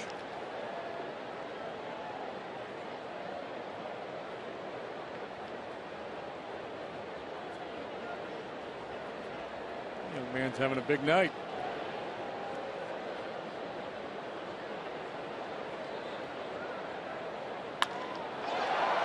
Line shot to Fowler in center.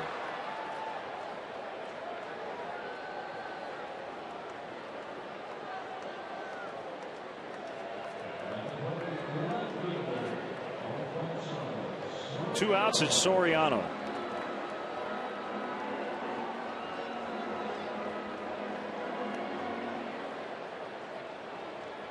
I want to send a shout out to Corrine Rustaberg, diehard Cubs fan, 101 years old, watches every game. She was at the first night game back in 1988. We want to let her know we're thinking about you. I wonder what her secret is.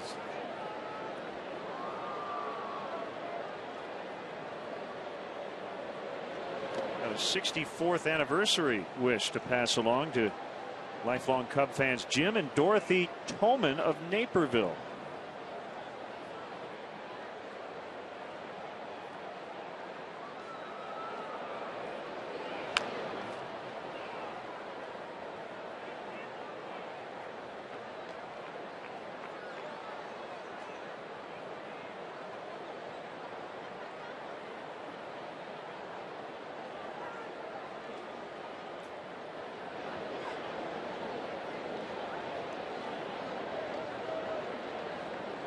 Soriano leans in. Francis with a 1-2. Curveball, swing and a miss to end the inning. It is still 7-1.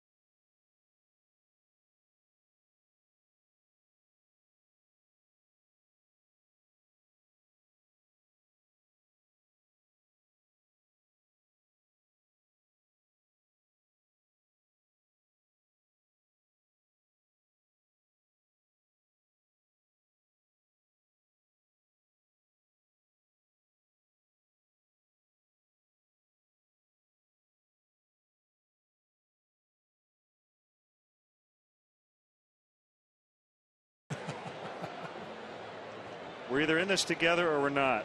Try some. Oh, man. Can I eat it, or do you want me to rest my head on it?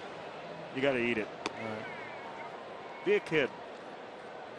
Yeah, it melts in your mouth. Yeah, it does. That's good stuff right there, man. Not bad. That is good stuff. Okay. Yeah.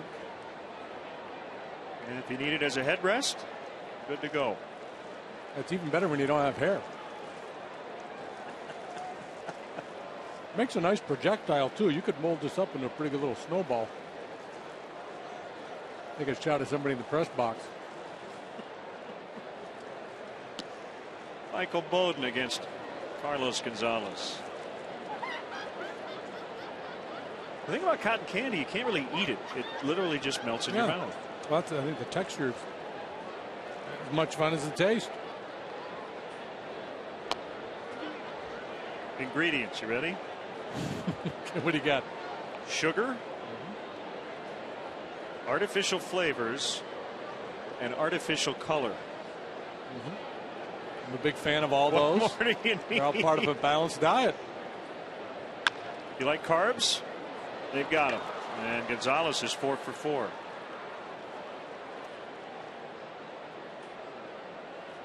Thanks to Sean from media dining room for going down and getting us some good old cotton candy. I wonder what's a bigger seller, the pink or the blue? Well, I assume you get both in every bag. Every bag? I don't know. I just have this craving now to go play that game where you shoot the squirt gun in the frog's mouth and try to race up the deal. Maybe get on the tilt-a-whirl. Right.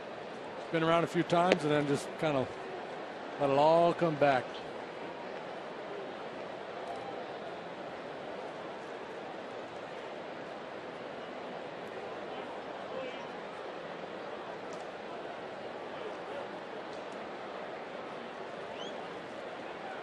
I think my tooth just fell out.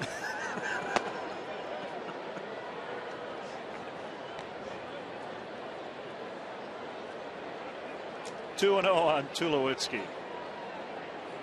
Hey, we got to give a shout out to our good friend Glendon Rush, former Cub.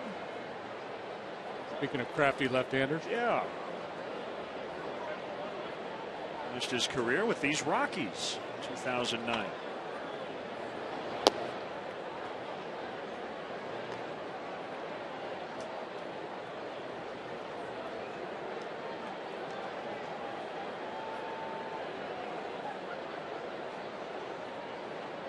You notice it's gotten warmer since we started. Now, we were at 70 degrees when we started, but it feels warmer now.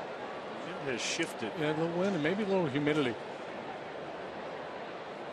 Maybe it's the cotton candy. Could be the cotton candy.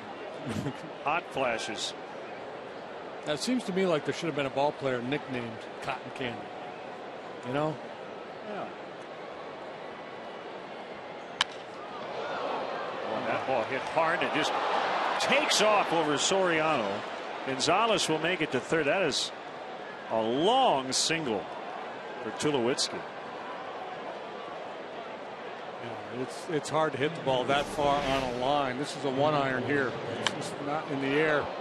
It's not very high. That's tremendous carry.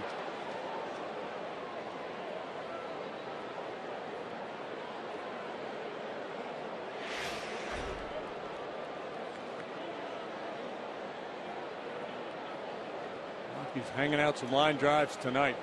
14 hits.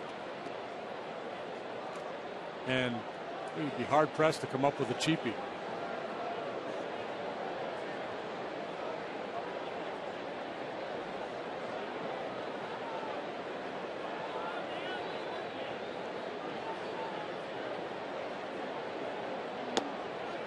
Called strike on a slider. You know, according to Wikipedia, cotton candy in the UK is called candy floss.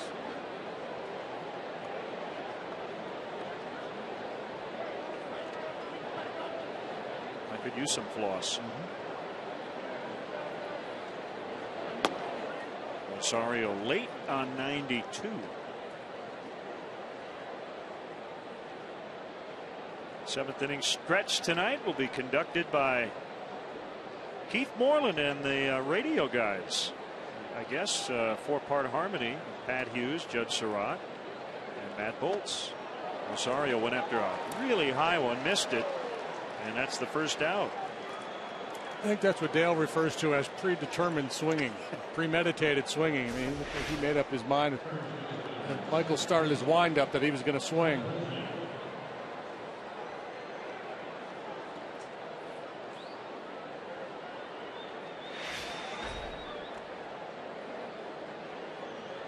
Helton is 2 for 3 with an RBI. The pitch, strike called.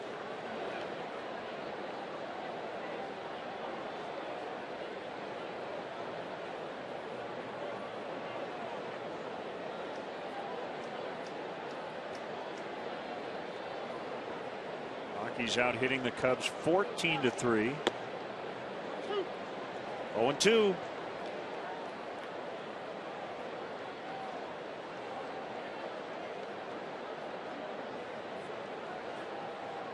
Not only do we want to say hi to Glendon Rush, but all the youngsters at his baseball academy watching Cubs baseball tonight.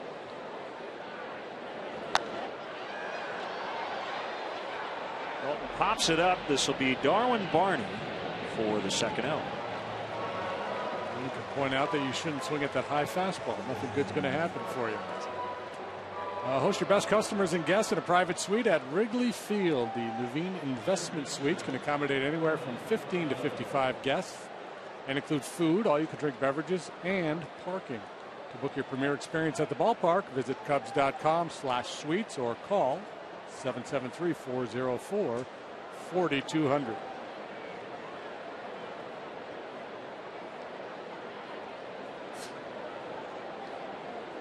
Arenado 2 outs. Bowden trying to get out of it here. Castro back up and feed Barney. So the Rockies do not score. It's time for the stretch.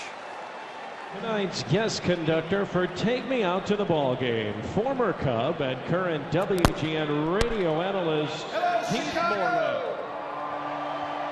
I'm going to have some help tonight. The guys from WGN Radio, Pat, Judd, and Matt. A 1, a 2, a 3. Take me out to the ball game. Take me out to the crowd. Finding some peanuts and cracker I don't care if I ever get back home. It's root for the Cubbies. If they don't win, it's a shame. For it's 1, 2, 3 strikes, you're out at the old ball game. Let's get some runs.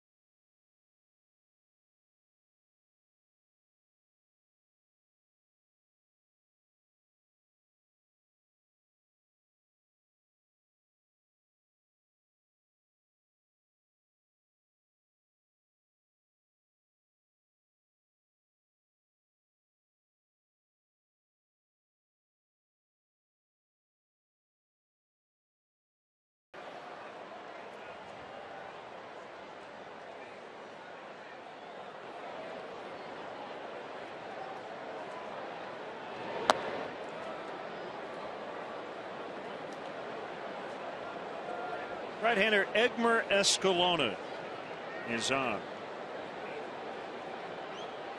Francis 6 innings, 1 run on just 3 hits. Scott Hairston rifles one foul down there off James Russell. Time for our Xfinity high-speed action. Well, not a ton has gone right for the Cubs tonight, but a couple of outfield assists. We saw Soriano earlier, and Hairston teaming up with Darwin Barney to nail Dexter Fowler back in the 5th. Well, Barney's so quick on the exchange there with that relay. 96 was some sink. It was out of the zone, 2-1. And whereas Francis was, the crafty left-hander who was pitching backwards to a certain extent, that's not going to be the case with Escalona. He's going to attack with that high-octane fastball and good movement. Infield pop. Tulowitzki.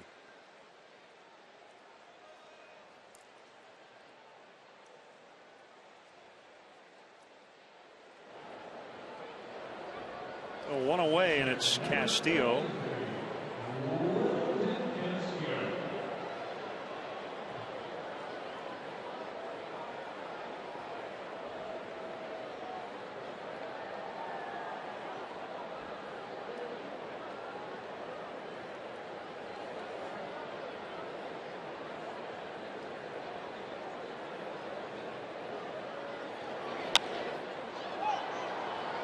Shadow left. It's Gonzalez. 2 quick outs. MLB.com at bat is the #1 source for live baseball everywhere you go. Available for iPhone, iPad, Android, and BlackBerry 10. At bat delivers Cubs baseball with live audio, pitch tracking, stats, news, highlights, and more. Text at bat to 31826 or go to Cubs.com for details.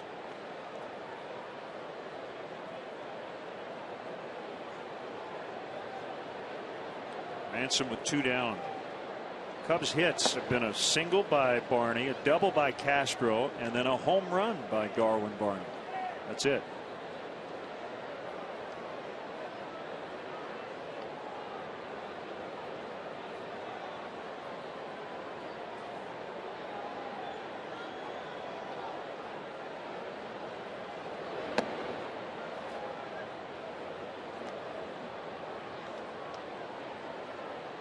What was it that Francis did tonight to neutralize this offense? Well, I think, the curveball to me was the real key.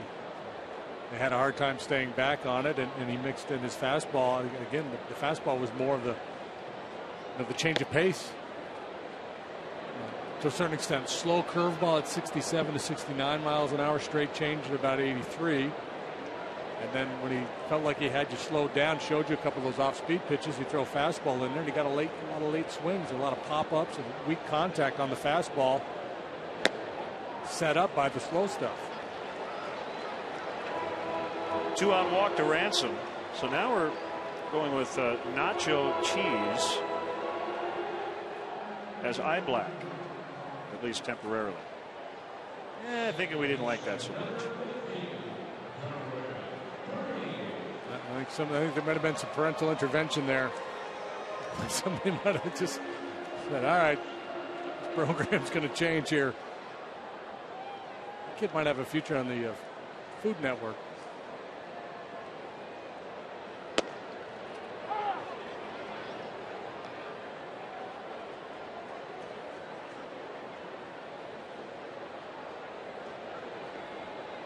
He had a good night out. Francis, the only guy that did, hit a couple of pitches that were way down. One clearly out of the zone. The breaking ball was at the bottom of the zone.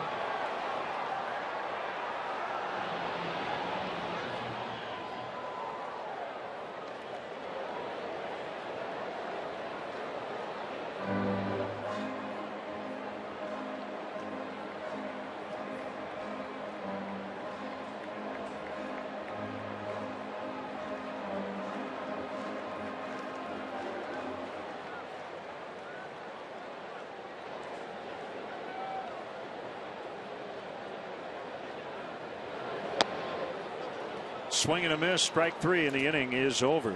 97 on the fastball from Escalona. We go to the 8th, 7-1.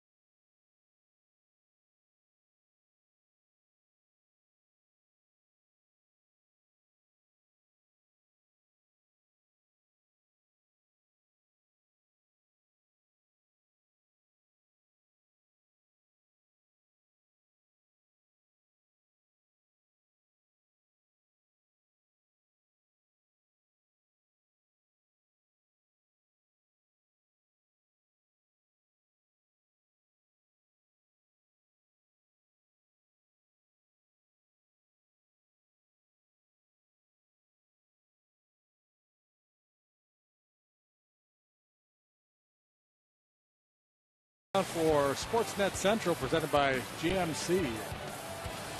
Bears full squad OTAs underway, and check in with the Hawks as they prepare for the Red Wings. Don't miss Sportsnet Central tonight after postgame live only on Comcast Sportsnet.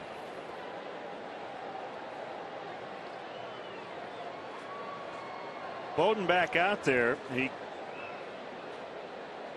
dealt with a first and third nobody out situation in the 7th and was able to escape as Rutledge stands in for the 4th time in a called strike. The final in Miami. Homer Bailey gets his 2nd win as the Reds beat the Marlins 6-2. Joey Votto 3 for 4. A roller to Castro, and he'll throw to first in time. It's the 2nd time tonight that the Cubs have retired the leadoff man for the Rockies.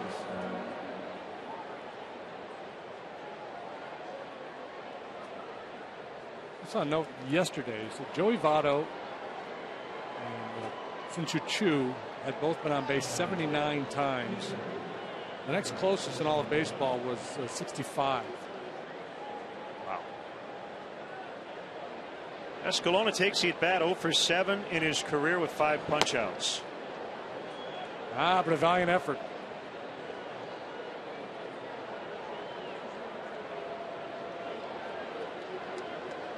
About that, he's already taken 4 at bats. Wow. And Bowden just robbed him of his first big league hit. That was a rocket. Escalona acting like this ball stung a little bit as if it were off the end of the bat, but it looked like he squared it up pretty good. Leave a slow-mo replay right into the mitt.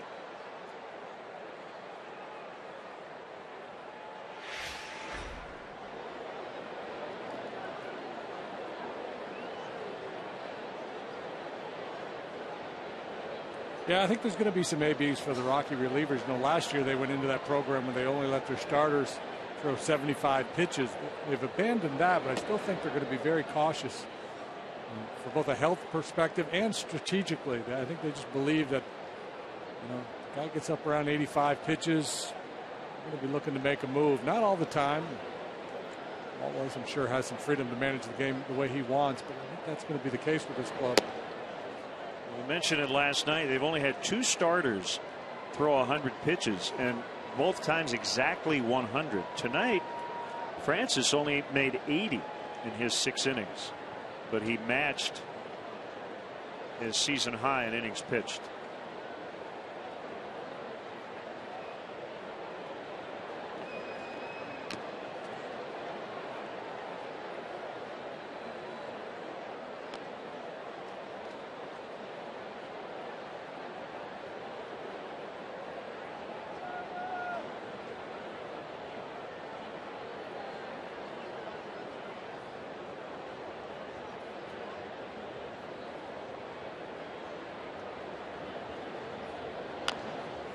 Bounce back to Bowden.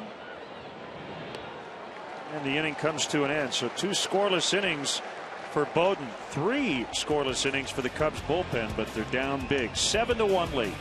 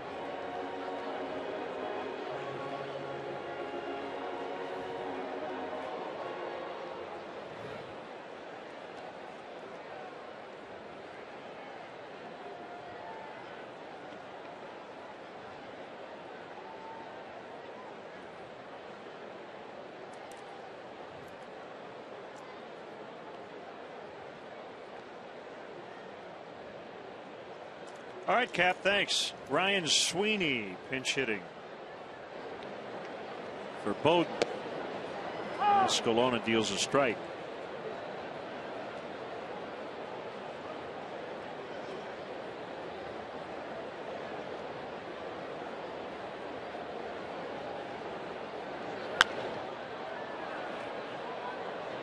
Fouled away. Big crowd tonight. Beautiful weather, maybe the best we've had this season. 38,123. Rockies kind of took the crowd out of it very early. 1 in the first, 3 in the second. They had a run in the third, 2 in the fifth. This was not Carlos Villanueva's night. He gave up 12 hits. 7 runs all earned. ERA balloons from 302 to 393 with 7th spot he yielded tonight. Swing and a miss for strike 3.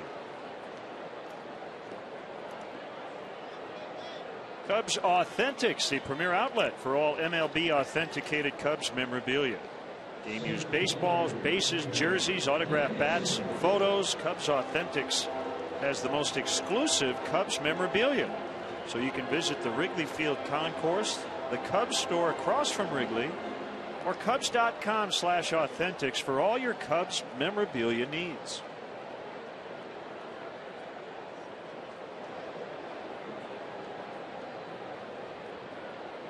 Quiet night for DeJesus, 0 for 3 in a strike call. Boy, the Rockies pitchers tonight, Francis and Escalona, they've been pumping that strike zone.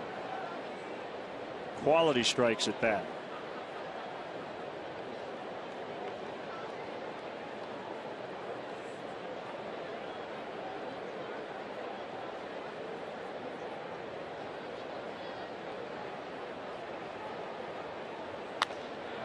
Out front of it and out of play. One of the other keys for Francis, his ability to get over that first pitch curveball really set him up for success. Just looping curveball in there. Guys generally go up looking to hit the fastball early. Get that over, you get the jump on the hitter, then you can expand the zone. Escalona's game plan is a little bit different. He's just attacking the zone with his stuff. He's not trying to set anybody up or fool anybody. He's just trying to overpower you with good stuff down in the zone. Base hit and a right.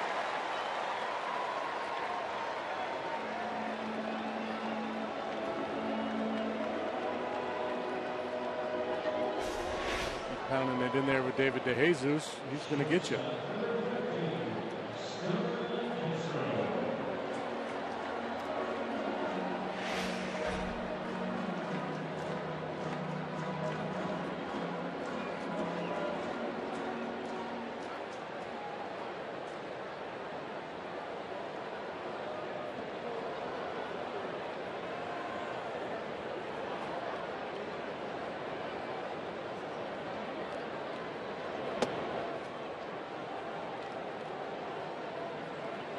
One ball, no strikes to Castro.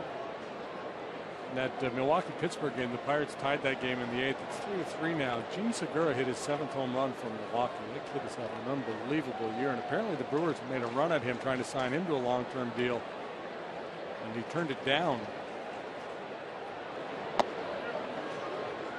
The Brewers doing what, trying to do what the Cubs have done here with Castro and Rizzo. You're seeing around the game teams trying to identify those core young players that are going to be around for a good long while and locking them up, especially position players. Pitchers, the risk factor of injury is a little bit higher. Dicier proposition. Segura 23.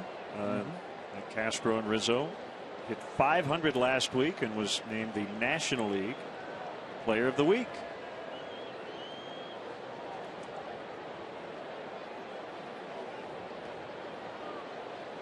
And he's the last player in Major League history to steal first. That's right. Young circling, and he dropped it. Took his eye off it. Let's see if the Cubs can take advantage here in the 8th inning.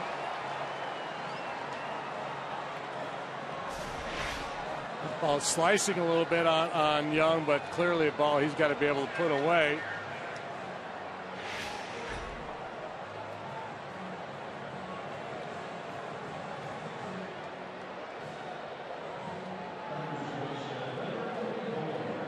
I don't suppose he's hearing anything from the fans out there in the bleachers in right field. I was just thinking that. Here's Rizzo. Only one out, 2 on. That's the thing about baseball. You're isolated. You're out there. You're a man on an island after a miscue like that.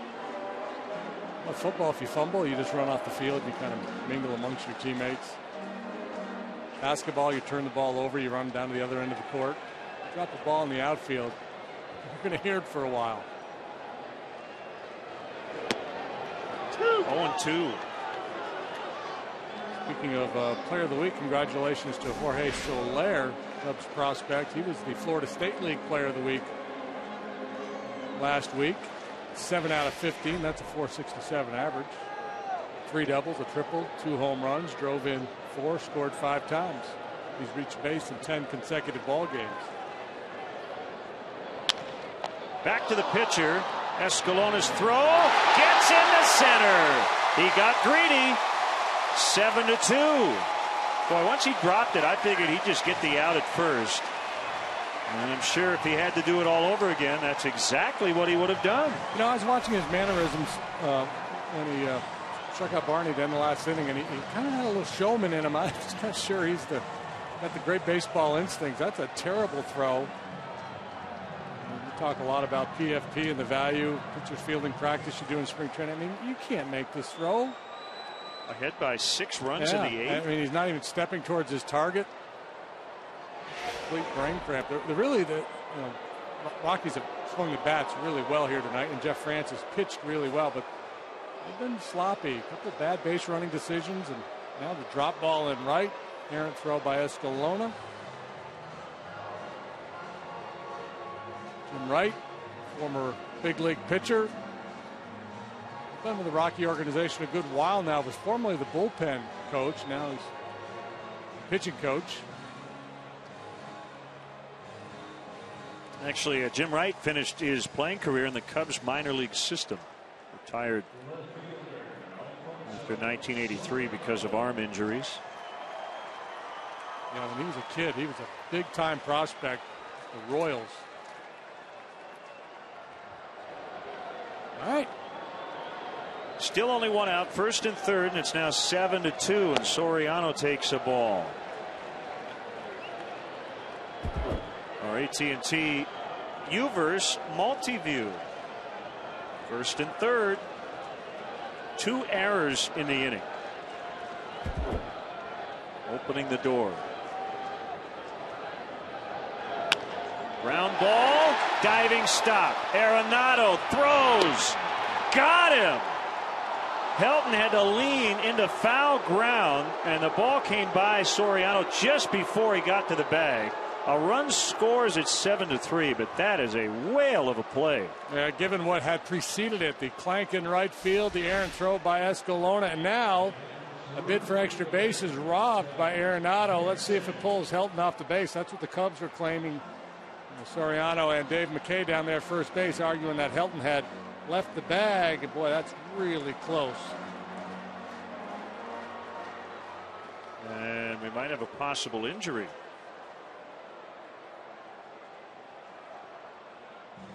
Like they're checking on Arenado.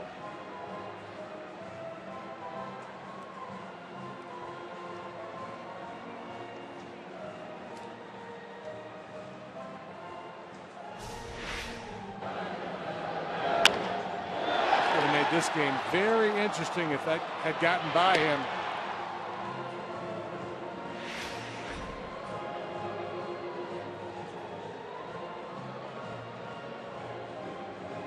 Telling the Rockies he's all right. The manager and the trainer say okay.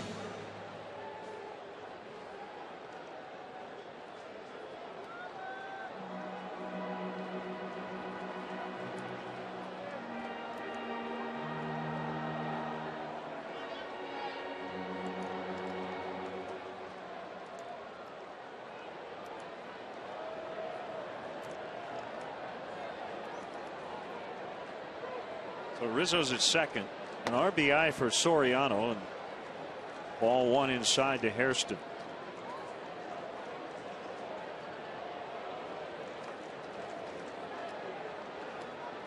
It's safe to say the Cubs have gotten about 5 outs to work with here in the 8th.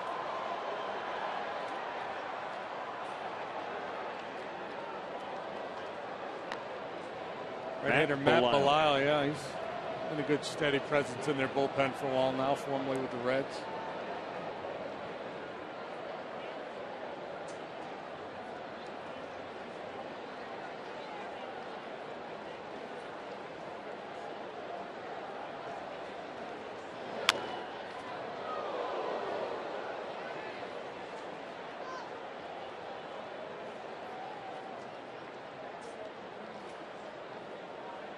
Look out, youngsters there in that front row.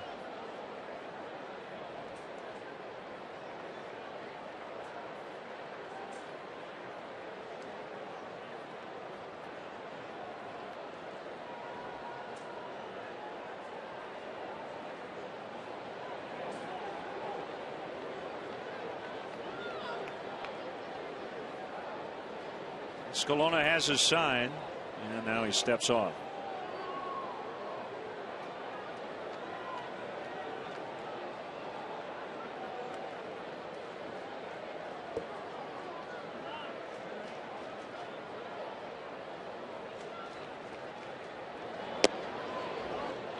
Close, but it missed outside.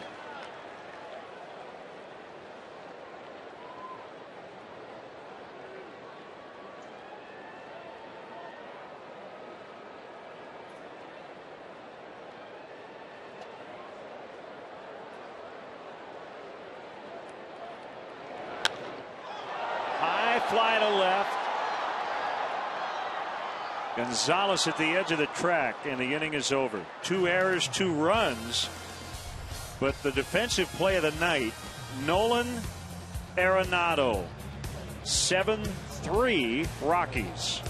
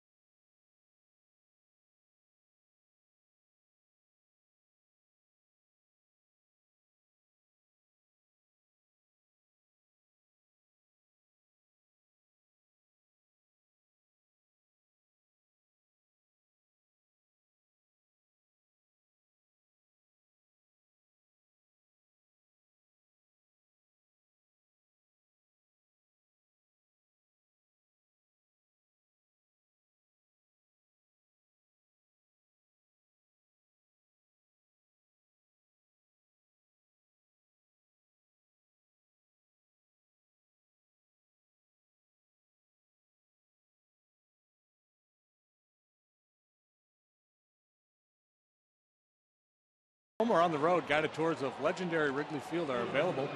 Tours include visits to the press box, clubhouses, dugouts, as well as a chance to actually step on the field. This must-see Chicago attraction houses almost 100 years of history for game days and non-game days.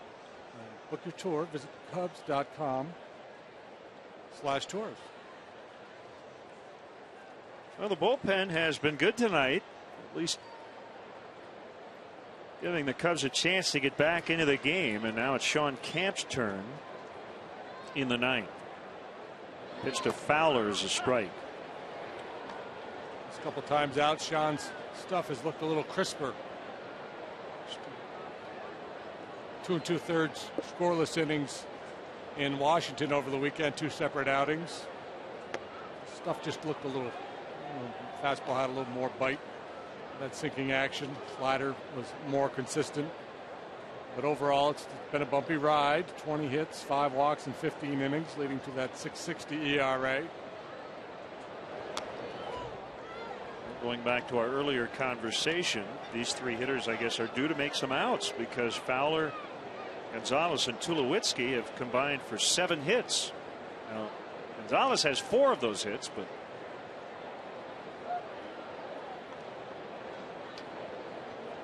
yeah, the first guy to get Gonzalez out is the Cubs MVP tonight. That's strike 3. Well, here's Camp's opportunity.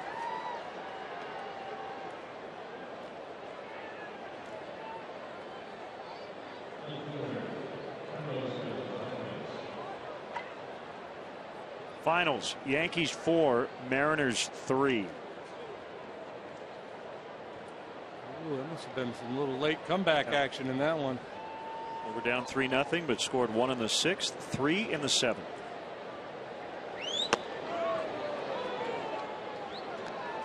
Detroit over Houston, 6-2. Doug Fister got his 5th win. Matt Moore is 7-0 as the Rays beat the Red Sox 5-3.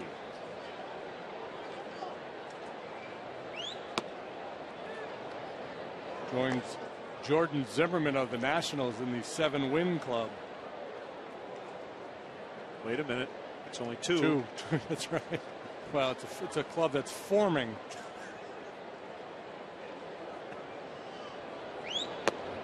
Two and 1.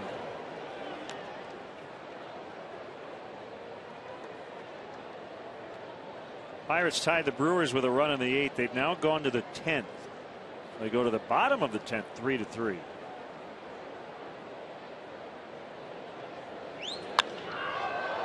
That is deep right field, gone. What a night for Gonzalez. He needed a triple for the cycle, but he decided to hit a homer instead. My goodness.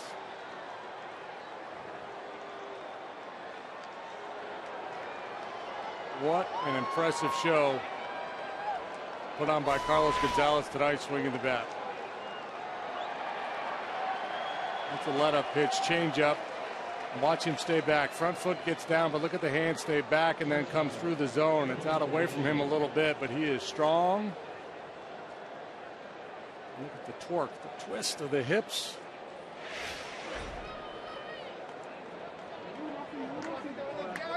Pretty impressive. Well, going into this series, and we mentioned it last night, Gonzalez among all big leaguers currently with at least 50 at bats. He had the highest Wrigley Field batting average, over 400. His teammate is happy. Very, very excited.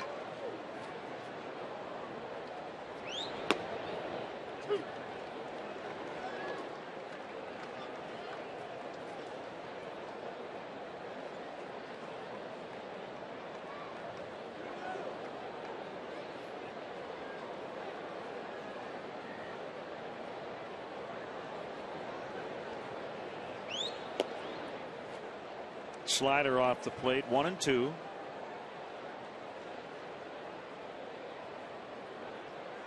Padres did beat the Orioles 3-2 with those 2 ninth-inning runs. Both 2-out RBI singles, Denorfia and Cabrera against Jim Johnson. So that snaps Johnson's franchise record of 35 consecutive successful saves.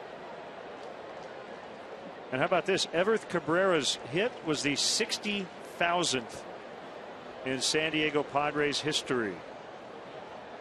I know you've been counting and waiting. Wondering when that was going to come. Left field in the corner. Tulowitzki as his 3rd hit. Well, they all started with Enzo Hernandez. Yeah, well, I guess, we talk a lot about the averages of baseball and regression to the mean, and started this broadcast talking about the Rockies' recent struggles, and I'll repeat it. They had come into this game over their last 7 days as a team hitting 156, and everybody in the starting lineup tonight was 214 or below in that stretch, except for Rutledge. So A bunch of guys hitting $130, $120. Eric Young Jr. was hitting .063. Well, tonight they're hitting .432, 16 for 37.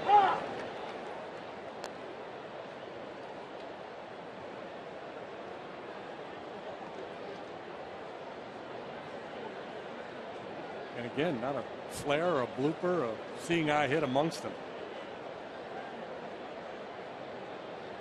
31 total bases for the Rockies tonight. Make it 32. Tulowitzki will hold at third.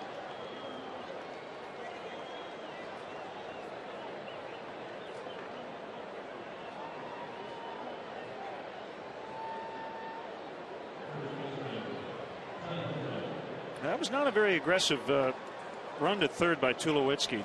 It's 8-3 in the ninth. Was that we're calling off the dogs maneuver, or was he just didn't think he was going to score? Now I know he's dealt with that adductor injury and has talked about maybe, conserving his energy at times with his legs. But I don't know. Up 5 here in the ninth. I would think you still are able to add on if you want to, if you can.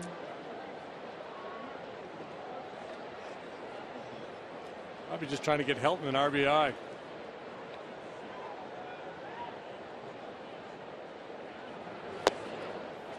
I'm going to guess it's just that Tulowitzki doesn't want to push that leg too much. Didn't he have groin problems last year too? Yeah, he had a surgery. His season ended in May. And that was groin, right? Yes.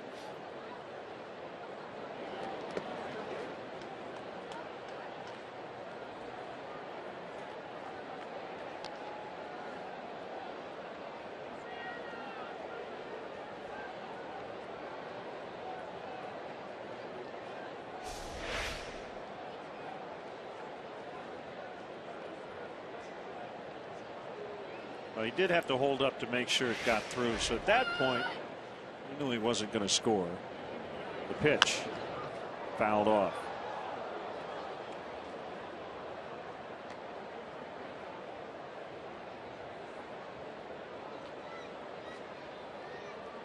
Well, it's like the play we talked about, Harper running into the wall last night, and I think a guy who has so much value to his team has to know when to push it, when he can back off a little bit.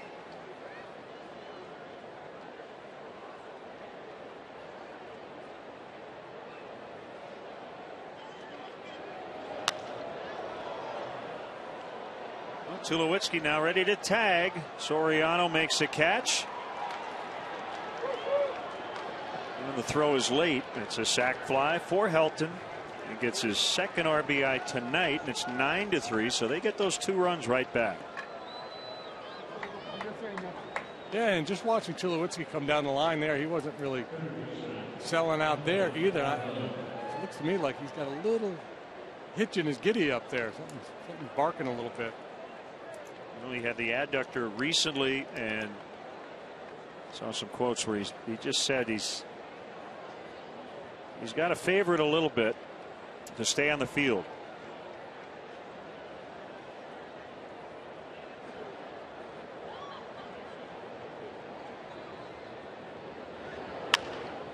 Pounded on the ground. Ransom will get his counterpart Arenado. Good dig in the dirt by Rizzo. 2 more for the Rockies, and they lead 9-3 as we go to the bottom of the ninth.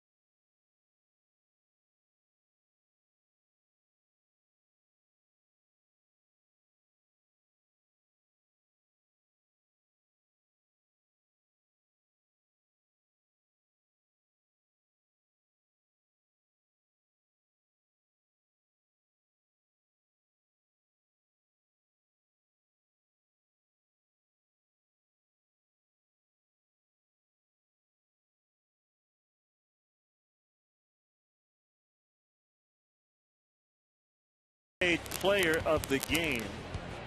We were going to give it to Jeff Francis, but Carlos Gonzalez just wouldn't let us. There's 5 hits. Yeah, you don't see a 5-for-5 day at the ballpark very often. 2 of those 5 flew out of the ballpark. Very impressive day at the plate by a very impressive player. And boy, he had company. Look at that box score.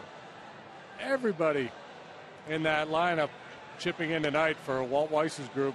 And we didn't put him on the list, but even the starting pitcher, Jeff Francis, knocked in a run with a sac fly and walked as well. 17 hits when you add it all up. Rafael Betancourt in a non-save spot. He has kept the ball in the park.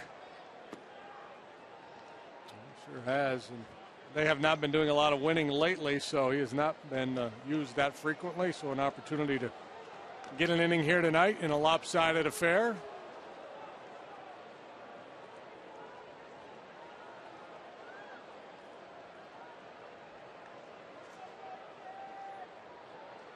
Castillo, Ransom, and Barney here in the ninth.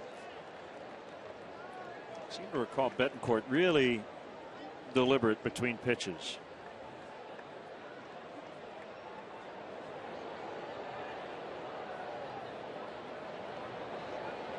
'31 saves last year. Up and in, ball 1.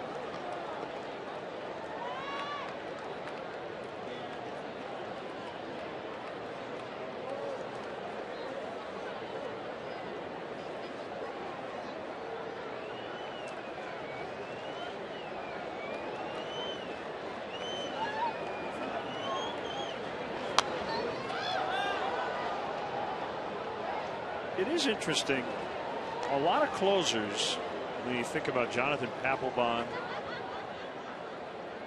Jose Valverde, Betancourt.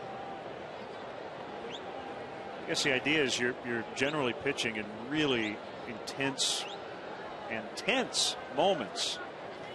Try to slow the game down a little bit, but a lot of guys like that. Yeah, have to kind of gather their emotions and settle down as opposed to just go, because the adrenaline typically for these guys is really pumping. They have to make a conscious effort to back off.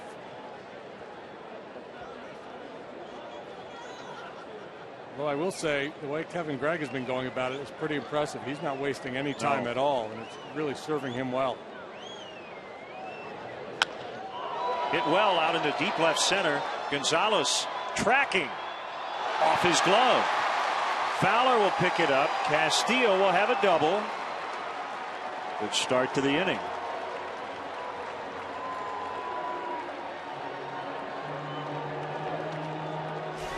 And positive to take away from the night for Wellington. He had been 0 for 3 prior to this swing of the bat. Hits it hard.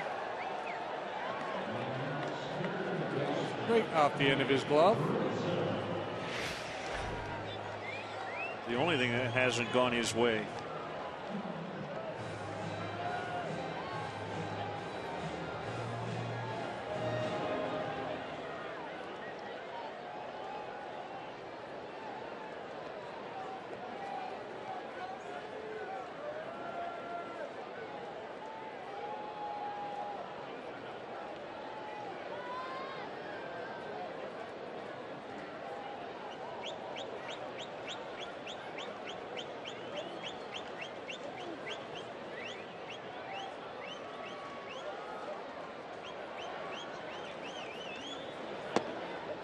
Strike 1.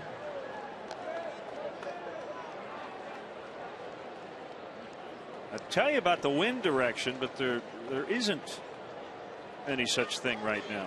Straight down.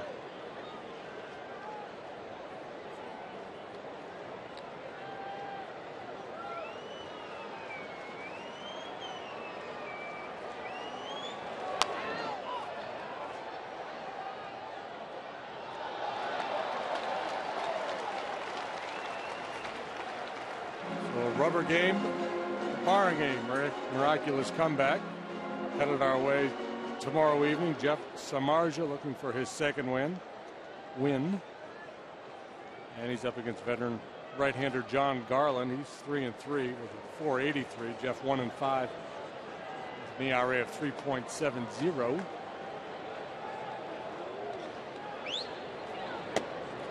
High for a ball, 1-2.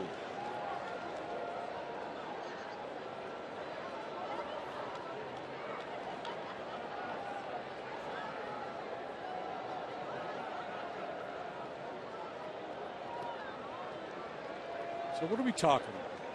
A 40-degree differential between last night and tonight? Yeah, I would say so.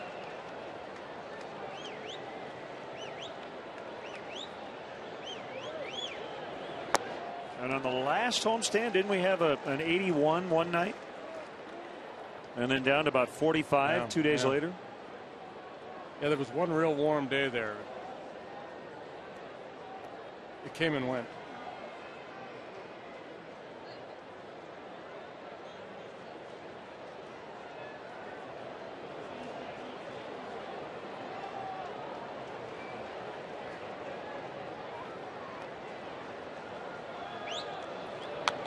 Still 2-2.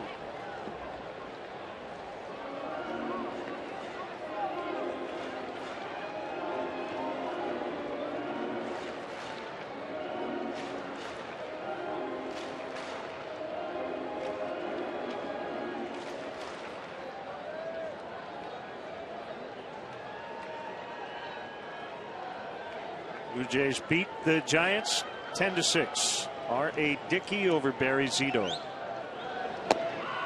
There's a first out. Ran some fans. Well, tomorrow, join us right here on Comcast Sportsnet as these two teams close out the series on the north side. It will be ace Jeff Samardzija against the Rockies' John Garland. Cubs Rockies tomorrow night at 7. Right here on Comcast Sportsnet.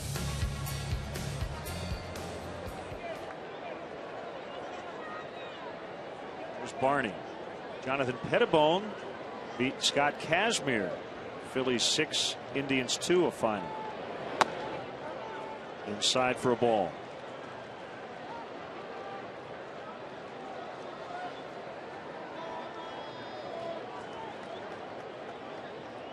Kevin Franzen, Dominic Brown with home runs.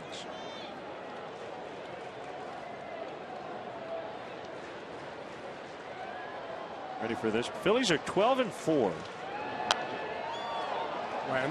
With Pettibone, Kendrick, and Lannon on the mound. When Hamels, Halladay, and Lee have started, they're 7-16.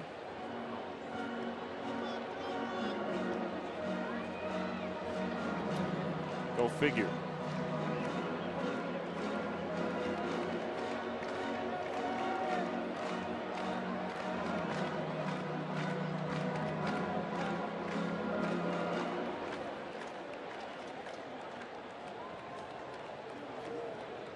So the Phillies and Indians have already played each other at both parks.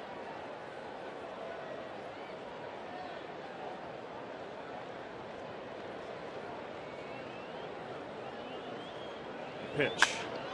Out into left center field. That'll score Castillo. Barney on his way to second. He'll slide in safely. Been a good night for him. 3 hits. Now it's 9-4.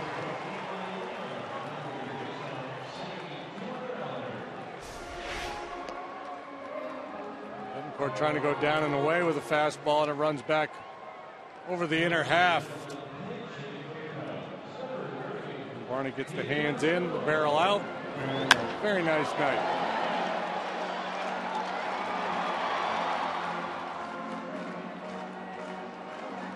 That'll bring up pinch hitter Dioner Navarro. 2 homers as a pinch hitter, back-to-back games against the Giants in April. Swing and a miss. Took a lot off that one.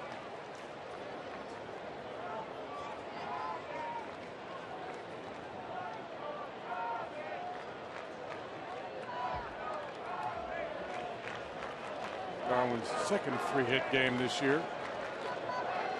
It's been a great role for Navarro.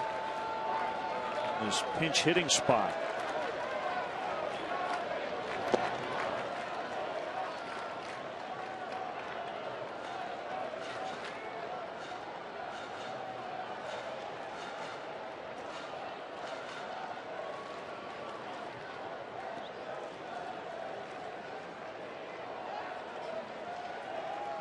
You were right about Betancourt being deliberate.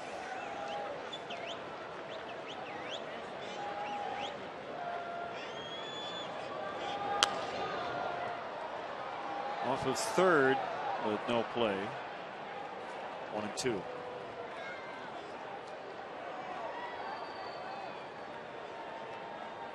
Now there was a play for that guy.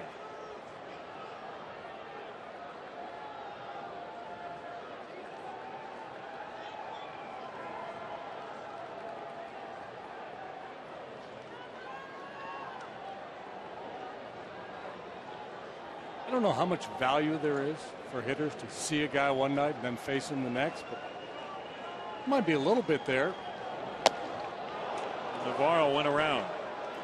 2 away. Well, they say the more a batter sees a pitcher, the better chance he has. Yeah, you know, it's a lopsided game, but you know, you keep the line moving, give as many guys as possible a chance to get a look at Betancourt. First time the Cubs are playing the Rockies this year, and then maybe tomorrow night in a 1-run game, one of these guys comes up there in a big situation and has a better feel for what he's trying to do and what his stuff looks like coming out of his hand.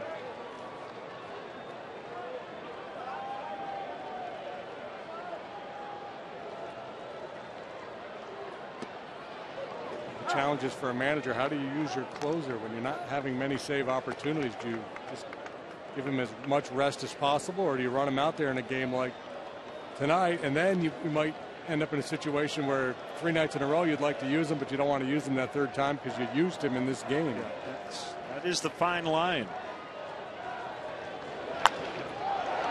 Base hit into right. Barney will be held. David Bell figuring, look, we're down 5. Barney's run doesn't matter right now. We just need to keep the line moving, so don't take a chance.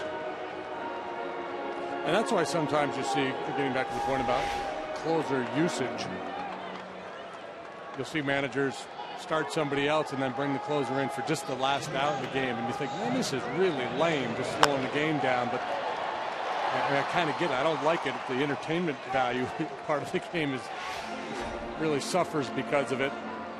But I understand it, because now, if this inning progresses, you know, if this guy all of a sudden is throwing 30, 35 pitches in an inning, Walt's thinking, I might not be able to use him tomorrow night. Or I've got to get somebody else up.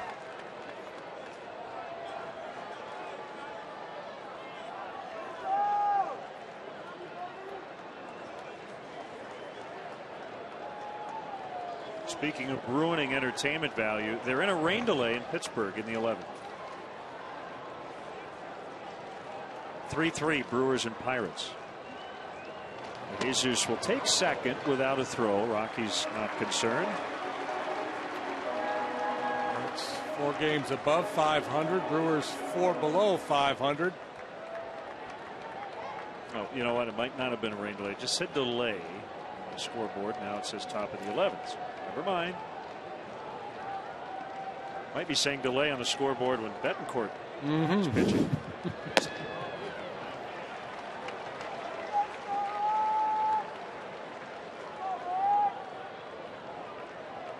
Situation where, you know, a lot of times, especially in the younger levels, you're telling guys, hey, you're down 5 runs, 2-0, it's an automatic take. And this just comes down to how much you trust your hitter. If you know the guy's going to swing at strikes, you turn him loose here. And he did. He attacked a good pitch. Nothing wrong with swinging at that one. What you hate to see in a count like that is a guy go out of the zone, make weak contact.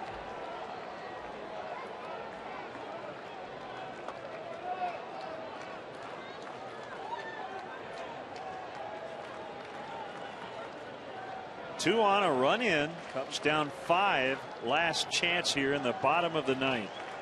Betancourt with a 2-1. Now it's 2-2.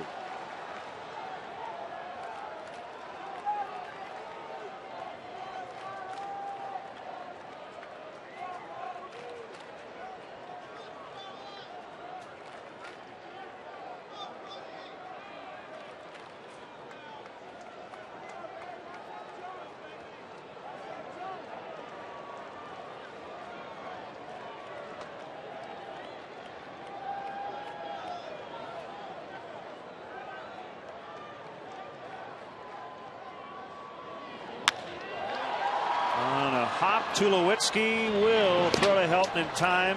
Hit hard, but for the final out of the game, and the Rockies have evened up this series with a 9-4 win. That man had a night. Yeah, Carlos Gonzalez 5 for 5 with 2 homers. Yeah, a whole lot of damage inflicted by a lot of men in that Rocky lineup tonight, but he clearly was the man of the match. So for JD and our entire crew, John Walsh, Todd Benjaminson, Tamara Anderson, Mark Harper, Jim Corno Jr., Paula Oscroba, our great crew, Len Casper from Wrigley Field. The final, the Rockies 9, the Cubs 4. We're back tomorrow, 7 o'clock. Rockies and Cubs in the rubber match. We're not done yet. Coming up next, Blue Cross Blue Shield Cubs post-game live.